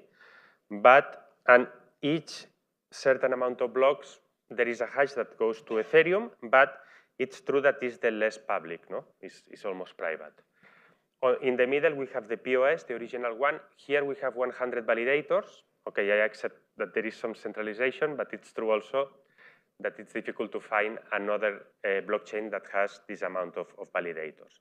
Nevertheless, it's true that we are moving our objective is to move totally to the left, to the more decentralized one, that are the rollups. And here is where we find this family of Hermes, Maiden, Nightfall, Zero, that I will explain now. We start first with Polygon Edge, okay, the most centralized one, as I said.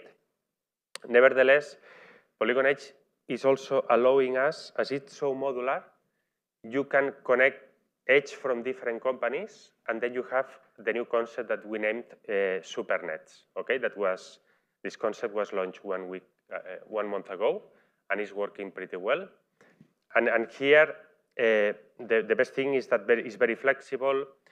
As I say, is modular. You can integrate another companies, and this is helping to create this environment in case that you are in a certain industry, for example. Okay, then one problem that we have with zero knowledge is that you are processing off-chain, you are compressing the data, and then you are adding this hash to Ethereum. But sometimes you need, for whatever reason, to double check the data that was saved, that was processed, to see if it's correct. And with this in mind, we are creating, it's still in development, Polygon Avail. Okay, this will allow us to check if the data that we are adding is the correct one. If there is an actor that afterwards wants to check this data, he will be able to do it in this data availability layer. Going to the main product today, that I mean, for us it's also a huge success. I mean, I remember that when I arrived in August, the co-founders of Polygon at that time, Sandeep and Mihailo, they told me, okay, your first project will be Nightfall. This is how everything started last September. And luckily today we are here presenting this product that also I hope that it will trigger a lot of different use cases in the short term. In fact, we are already working on that. And then here, I mean, Paul has explained that before, but basically is based on optimism and zero knowledge, okay? Is highly scalable because it's using the Optimism technology, and at the same time is hashing in the public blockchain of Ethereum, but always keeping privacy on the transactions, and this allows that you are not sharing with your competitors the data that for you could be sensible and you want to keep for yourself. Well, as I said, I mean, we see that this is a perfect option, for example, for supply chain, for companies with a lot of transactions, and we are developing further products in the short term. We go now to the first, the solution of Hermes. Okay, this will be the first roll-up totally compatible with EVM, meaning that you will be able to take a smart contract from layer 1 and run it on layer 2. I mean, this is something very new. It will be the first one in the world able to do that. It will allow, then with this, what we think that will happen is that layer 1 or Ethereum, and also with the case of Nightfall or Hermes or the other ones that I will explain later, it will be like a notary service where you will be able to encapsulate the data. You will be able to store a stamp from a gather of different transactions, and this will give you the security, but all the data and all the transactions will be stored in this layer 2. It will be completely decentralized. That's also important. And the idea is that it will allow to have still faster and cheaper transactions on Ethereum. This is in the short term. Hermes will be presented in July, the testnet. But in 1 year, we are already also working on Polygon Maiden. Polygon Maiden is basically very focused on Starks. It's taking the Starks technology. Is one team working from Silicon Valley. I mean, they are very powerful. They need a little bit of more time because they are a smaller team. Also, they are part of this. We have like different phases to release the products. No, just today we delivered Nightfall. Then in 4 months Hermes, and this is coming in 1 year. And which is good from this one is that as is it based on Starks is the cheapest in the market. In fact, also what is starting to happen now in Polygon is that the teams of Hermes, of Maiden, of Zero, that I will explain later, they are interacting a lot, and there are some synergies that obviously we should be able also to use in projects like this one on Nightfall, where in fact part of the team developing the ZK part, they were part of the Hermes team before. Okay, and the last one is Polygon Zero. Polygon Zero, these guys, what they have done really well is the Plonky 2, that are these recursive proofs. And with this, what they have been able to do is to reduce the finality dramatically, okay? Then what normally Ethereum requires 15 seconds, with Polygon Zero is done in 1.7 seconds, which is very, very fast. And it seems that, or when I was with them three weeks ago, they told me that they are still improving. They are very, very confident. Let's see, this is a race, as I say, and it seems that they will never stop to improve. Also, they developed another concept that it's named Goldilocks. Goldilocks is that the fields can be by far shorter than what they are normally, and this is also helping on the speed. I mean, they will also use a transpiler, but the idea is that they should be able to deliver this solution in 6 months, more or less. And the final product from the shelf that now is also attracting a lot of attention is what we had before as IDEN 3. This is a self-sovereign solution for identity. Here you are keeping the ownership of your data.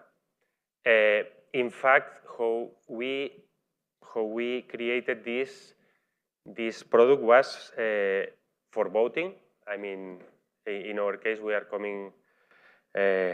Yes, we had some problems with voting in Catalonia 3 years ago, and this was how somehow this was born.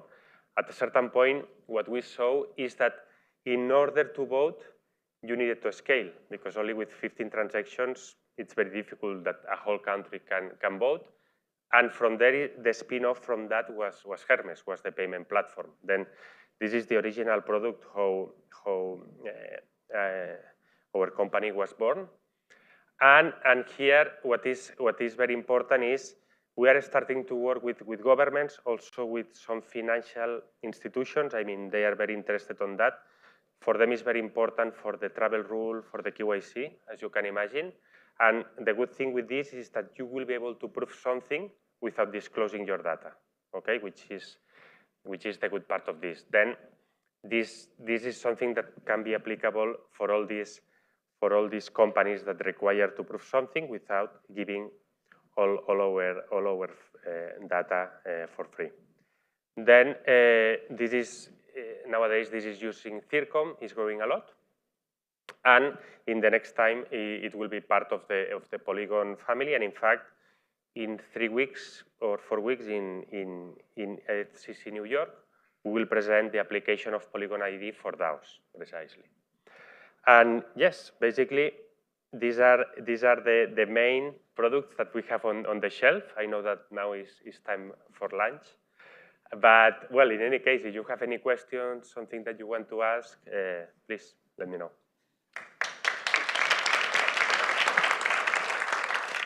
We have about 5 minutes for any questions that we have. If there are any, oh, we have a question. So can you use a microphone so that people online can hear you as well? Thank you.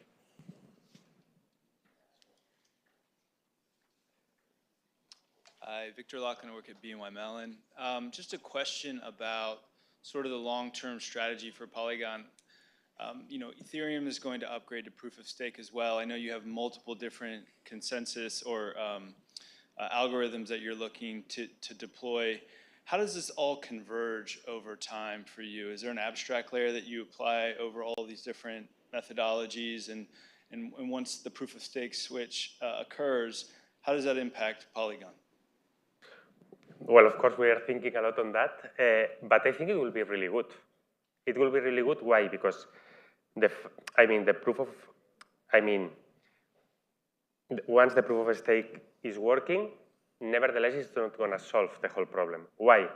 Because when we think in pharma, in supply chain, in NFTs for sports, for content creators, for entertainment, or for payments, we have still millions, if not trillions, of transactions to process. Then what we foresee, and maybe we are wrong, is POS is great, there will be a layer 2, but we are still already starting to speak about a layer 3. I mean, it seems more that we will need more throughput capacity than not the other way around. Then for us, also what we are seeing, and as I say, no, it's not that POS is obsolete, because that's unfair, but maybe it will be obsolete in 3 years. No? As now, for example, also with EY, we deployed the beta for Nightfall. That is a huge achievement, but we are already speaking on, okay, once this is over, which will be the next product? And he spoke after, he presented afterwards this concept of Starlight. I mean, this is a race, and it's not going to end. Then, and especially, as I said, if we become mainstream, we will need to absorb millions, or as I said, trillions of transactions. Then we are still working with that in mind. Also, for us, for Polygon, what is important is that one day, and I don't know if this answers your question, but we want to become like Ethereum in the sense of governance. That, okay, we disappear. I mean, the guys that we are now trying to give some traction to this, and at a certain point, the environment, the different stakeholders, they will take the ownership of the network, and they will develop if they think that it makes sense, as is happening nowadays with Ethereum. No? That's also our target. Let's see if it's possible. But yes, also we are foreseeing a DAO or a decentralized organization that is able to run as is happening nowadays with Ethereum. Yeah. Hey, I really like Polygon ID. I can see a lot of potential. You know, decentralized identity in general, verifiable credentials, all of that I think is very powerful. And when you add CKP on top of that, you know, I can see this being very useful, you know, financial markets. You know, can you prove attributes about an investor without revealing their identity? And I think that's it, you know, Polygon ID enabling something like that would be impressive. But then I wonder, you know, like, how will governments react to, you know, a zero knowledge proof of a person, sort of an attribute of a person? Will they be satisfied with a CKP proof of an investor, say, being an accredited investor? Or will they, you know, eventually, you know, always just want to know who's behind that, right? Will that just be inevitable? So what do you think is governments and financial markets regulators' tolerance for something like a CKP proof of a person? Yes. Here, obviously, we have already spoken with some governments or some regulators, as I said. And what I have seen is that they are not against this. I mean, it's not that they want to understand first. And they want to see why this is an advantage. And at the same time, the good thing or the magic from zero knowledge is that you cannot cheat. I mean, is that there will be, at the end, there will be like a green and a red light if they ask you, okay, you are older than 20 years, no? That in your case, you are younger, as we can see. No, but then, okay, you will have the age that you have, but you cannot cheat about that. Then that's also good for the governments. If all the onboarding process and the verification is done in the right way, then what they don't want to have somehow is problems or that afterwards this can strike back to them, no, somehow. But if they understand that this is better, and this is a surprise that, as I said, I have spoken with these members of the European Parliament, and they are very open. I mean, they never told me, no, I don't want, I mean, we have spoken with more than 90, almost 100, no? Then, I mean, it's that they want to listen, they want to understand. As I told them, this is a cutting-edge technology, this is here to be implemented. Then I don't see that they are pushing back. They want to understand, and yes, this is part of our work to evangelize and to educate them. But it will be a long process also, I agree. Especially, but another aspect that they are very interested is in the travel rule, no? The transaction that you are able to follow that is totally compliant. And this is doable with this solution. Then let's see. Excellent. We got time for 2 quick questions over here, and then we'll wrap up. Great. Thank you for your time. In the spirit of sustainability, I'm wondering if you could fill us in some more on your carbon negative in 2022 initiative. Okay. Yes. Well, here, as we said, I mean, we are developing our POS and the different solutions, and we are very committed with the environment. One of the criticisms that Bitcoin has received is that it's polluting a lot, no? But here I think that I can give you an example that is very visual, no? I mean, to create a Bitcoin is like the Burj Khalifa, no? The higher building in the world. POS is you spend like the Pisa Tower, okay? But in our case, with our solution, it's like a screw. I mean, it's very little, no? Then when we speak about this carbon offset, also we should understand about what we are speaking about. And in the case of Polygon, we have already spoken with for example, with different forests in Finland and Certicarbon, okay, different entities. And we will offset all the electricity that we are spending. We will subsidize that, and we will try to be carbon free. Then I think that in our case, that it's not going to be our main problem. Also, the fact that, as you have seen, the price is almost residual. It allows to make or to calculate millions of transactions without almost any cost. Hi. So it seems like based on the suite of products you're showing us, we're moving towards more L2s and L2s that are bespoke for each use case. So in that case, how do you solve for interoperability? And if the answer is bridges, how do you create confidence in bridges and mitigate the risk?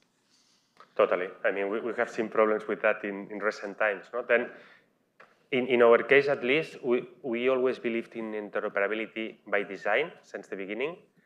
Nevertheless, it's true that when we are approaching other parties, it's not always the same feeling. Then here, you need 2 parts to agree. I think that's also important.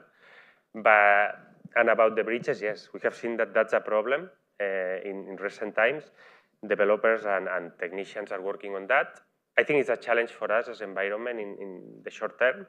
But yes, in our case, for example, what I can already tell you is that between all the solutions that you have seen here, there will be bridges. We're already working on that. That's very important, and obviously open to all the other partners in the ecosystem to onboard them and to have, because at the end is, as you don't have only one bank, you have maybe 3, 5 different credit cards. You will have also 3, 4, 5 different wallets, no, and different chains. And maybe for NFTs you will use Polygon, and I don't know, for payments you will use another one. I don't know. Then that's a challenge, and yes, we are working on that, and we have that in mind. Fantastic. Thank you so much, Anthony. Really appreciate you joining.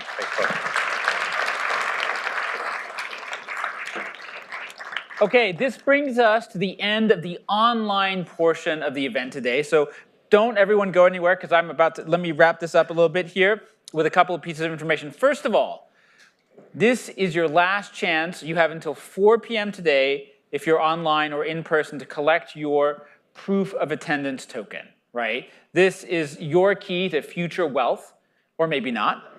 You saw the disclaimer at the beginning of the day. Secondly, tomorrow we have round 2 that's going to be entirely virtual. It's going to be amazing. Thank you, Henry, for bringing up the topic of bridges. We're going to open the day tomorrow talking about bridges, right? Which people keep blowing up bridges, not just in the Ukraine, but also online. Bridges are apparently extremely hazardous. And we're going to talk about the token economy, and we're going to talk about kind of the future of all of this financial services ecosystem. So tomorrow, I'm really, really excited about. And in particular, we have one excellent session tomorrow on the merge and staking, because staking is about to become a major financial asset, a major part of the DeFi ecosystem. We have run the credits in terms of the amazing number of people, and I'm so glad that we have the credits, because there are too many people to actually keep track of the incredible contributions. And if I try to make a list and read it out, I will get it wrong, and that will be much worse. Lastly, I want to say thank you to our partners and kind of sponsors here today. Number 1, ETH Finance. This is probably, if you want a forum in which to ask smart questions and get thoughtful answers, which is sometimes hard to do on Reddit, I will admit, right? But if you want that, then you need to go to ETH Finance. And what makes ETH Finance an excellent forum, and the one where I have really come to enjoy, is the fact that the moderators are the people who take the time to make that community work. It is, once again, one of these proof points that the community is what energizes all of the Web3 ecosystem. And then lastly, to Polygon, right? Polygon is an incredibly important partner. One of the things there were two things that sort of got me very excited about Polygon when we first started talking with them. Number one, I started talking about privacy, and they're like, yes, privacy is incredibly important. And there are far too few people who understand how incredibly important privacy is in the blockchain ecosystem, right? And because the folks from Polygon are both entrepreneurs and they come from an enterprise software background, they understand enterprises will not use blockchain without privacy.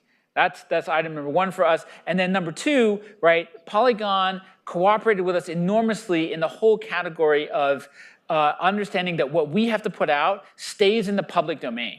We are contributing to the ecosystem, not to one firm, right? We are in this game to build the entire global blockchain ecosystem, right? So all the stuff that we're doing with Polygon, it's going into the open source public domain environment, right? And then we are counting on and working with Polygon to build real business applications into that environment. So our online segment concludes here, right? And so thank you everybody online. Let me now address the folks who are here in the room, because we are definitely not done. We've got a couple items on the agenda for this afternoon. Number one, lunch, right? One of the very, very important things that we're gonna have. Number two, after lunch, we are gonna have a speed networking session in this room at 2 p.m., right? Because we are not just here to give each other COVID in person.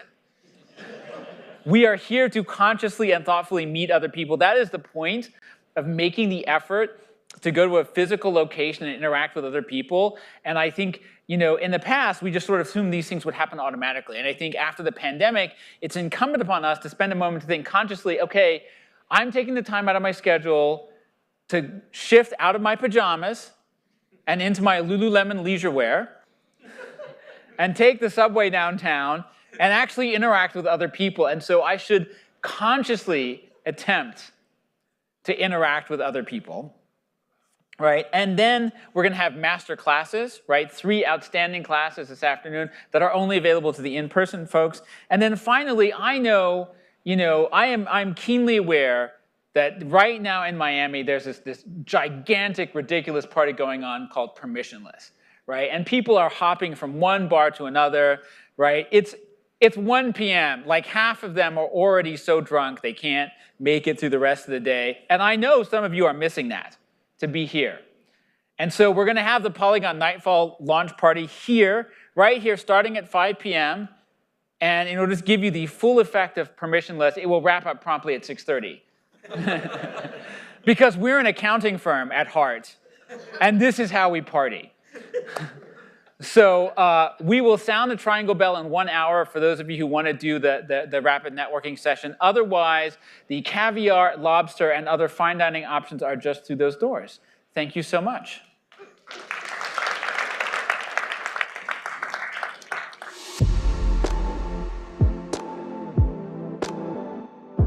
Hello all, JT here from the ETH Finance community on Reddit. We have some things we like to do on ETH Finance from time to time called the Doots and the Gems. The Doots are contributions on our daily thread which gain a lot of karma because of their quality or meme status. These Doots get sticky to the top of the daily by the moderator team for further recognition. This allows the community to catch up on the best of the best from yesterday. The Gems are high signal, usually long form posts, which then I like to turn into spoken word or video for further consumption beyond our garden. My channel is never monetized and all credit flows back to the author and the ETH Finance subreddit alike. One of our members who has been nominated many times for both the Doots and the Gems is Logri the Bard. Logri has contributed such incredible content over the years, and I'm so happy to bring attention by sharing a Logri post with you today here for EY. This was published in May of this year, and the piece is titled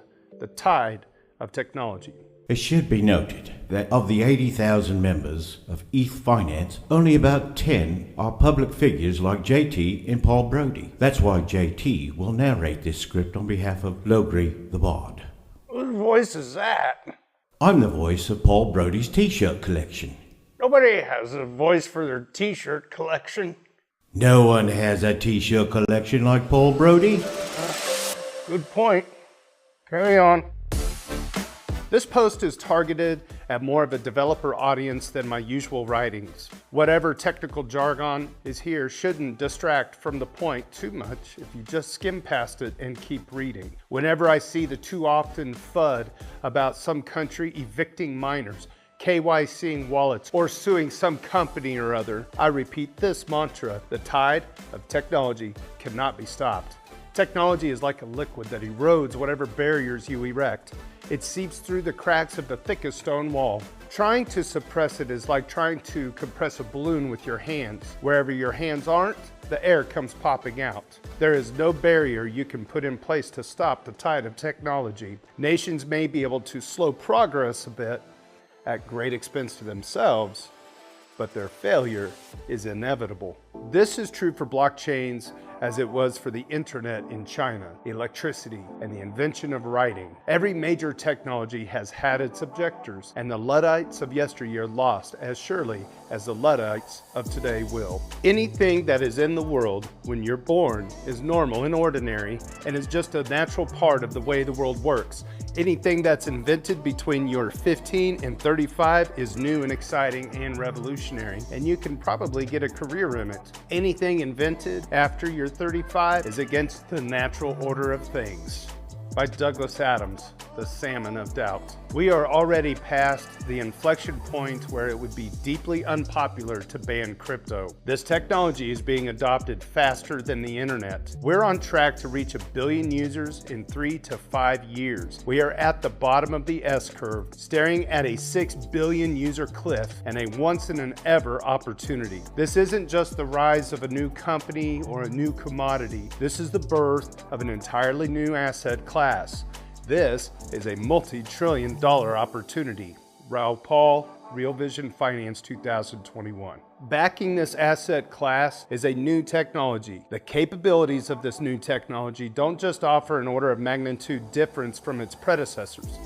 This technology enables categorically new possibilities, otherwise unobtainable capabilities. If you're a tech company, consider a pitch for data store technology with the following attributes: an append-only data stream with built-in roll-up view of the most recent state, 6 Sigma reliability without DevOps engineering costs, pay-as-you-go, write once, read forever data, native billing mechanisms that shift operational costs to the service beneficiary rather than the host. Imagine if your customers were willing and able to pay for your AWS Lambda function calls. Unprecedented RBAC controls over organizational data and credentials, multi-signature schemes that can entirely negate the impact of phishing attacks, access control rules down to row-level granularity without having to engineer your own data access layer, universal RPC interface offering composability with thousands of applications.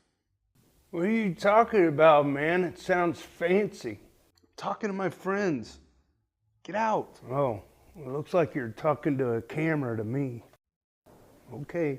Your application won't need to create an account on 100 websites. You won't need manage a half dozen agreements for JBDC drivers or integrate dozens of AWS products into a data pipeline. Nothing is free, of course. Whomever is making the call is paying for the ops cost for all of this. There will, of course, be developer friction, learning yet another tech stack, and naturally, there will still be the usual cost for interfaces and hosting any off-chain resources. But there are many possibilities that are open for you when you have a direct payment channel to and from each of your users. A single source of truth you and your customers can agree to share without the usual counterparty risk that entails, and immediate access to dozens of financial functions that settle instantly. These qualities enable 24/7 markets that can be accessed by anyone at any time for any reason. Forgery-resistant supply chain tracking that spans national and company borders. Legal attestation and identification systems with provably secure data releases not subject to custodial risk. And financially integrated applications that remove settlement times and national boundaries entirely. Connect directly with your customers without risking leaking their personal information, without an intermediary like Visa or PayPal adding friction and labyrinthine dispute resolution processes, and without having to worry about the legal landscape in each and every jurisdiction in the world. Integrate IoT devices without layer upon layer of architecture or the intercompany political risk of a middleman. Everything mentioned above is available to you without having to buy anything more than the block space. I haven't even mentioned a coin or token above. This isn't a sales pitch for cryptocurrencies. You can use dollar equivalents at every level of your application if you choose and reap the benefits of this technology anyway. These are features that are desirable regardless of what any government does or does not like. Regardless of how you feel about it, it's already here. And it's not going away. If your company ignores this, your competitors will not. If your nation bans this, the productivity will just go overseas. There are tens of thousands of active developers working on applications for the Ethereum blockchain alone. Has any technology ever reached this degree of penetration and then quietly gone away? Does this chart look bearish to you? If you're just approaching this space from the fringes, what you have probably heard about is an endless stream of hacks and scams. It's true, there are multi-million-dollar losses that occur on a seemingly weekly basis here. The finality guarantees mentioned above make fertile ground for attackers. It may surprise you to hear then that culturally this is the most optimistic group of people I've ever encountered. Despite the potential for misuse and the constant threat of attack, the opportunities so far outweigh the risks that people are positively brimming with excitement. Drop by a hackathon at a conference sometime. The energy is palpable. Sometimes following this space feels like a frenzied land grab in a new continent. We are thousands of ships exploring, surveying, and settling. There are riches aplenty for the taking, but there are also dangers, as with any uncharted territory. Tales of shipwrecks and piracy are common. Fear sells, after all. The loudest tales, though, are of those who have struck gold or made a new village here. Every shipwreck just serves as a lesson to the next ships of the impending dangers. The bones of the ocean rising to greet new visitors. In the end, though, we are explorers, and this is the frontier. We know the risks, and we are here anyway. On a final parting note, there is a term we have for the peculiar mental state people assume when they investigate this space in earnest. They get red-pilled. You'll commonly hear the phrase going down the rabbit hole. It's surprisingly apt. Things you will learn here will make the mundane seem strange.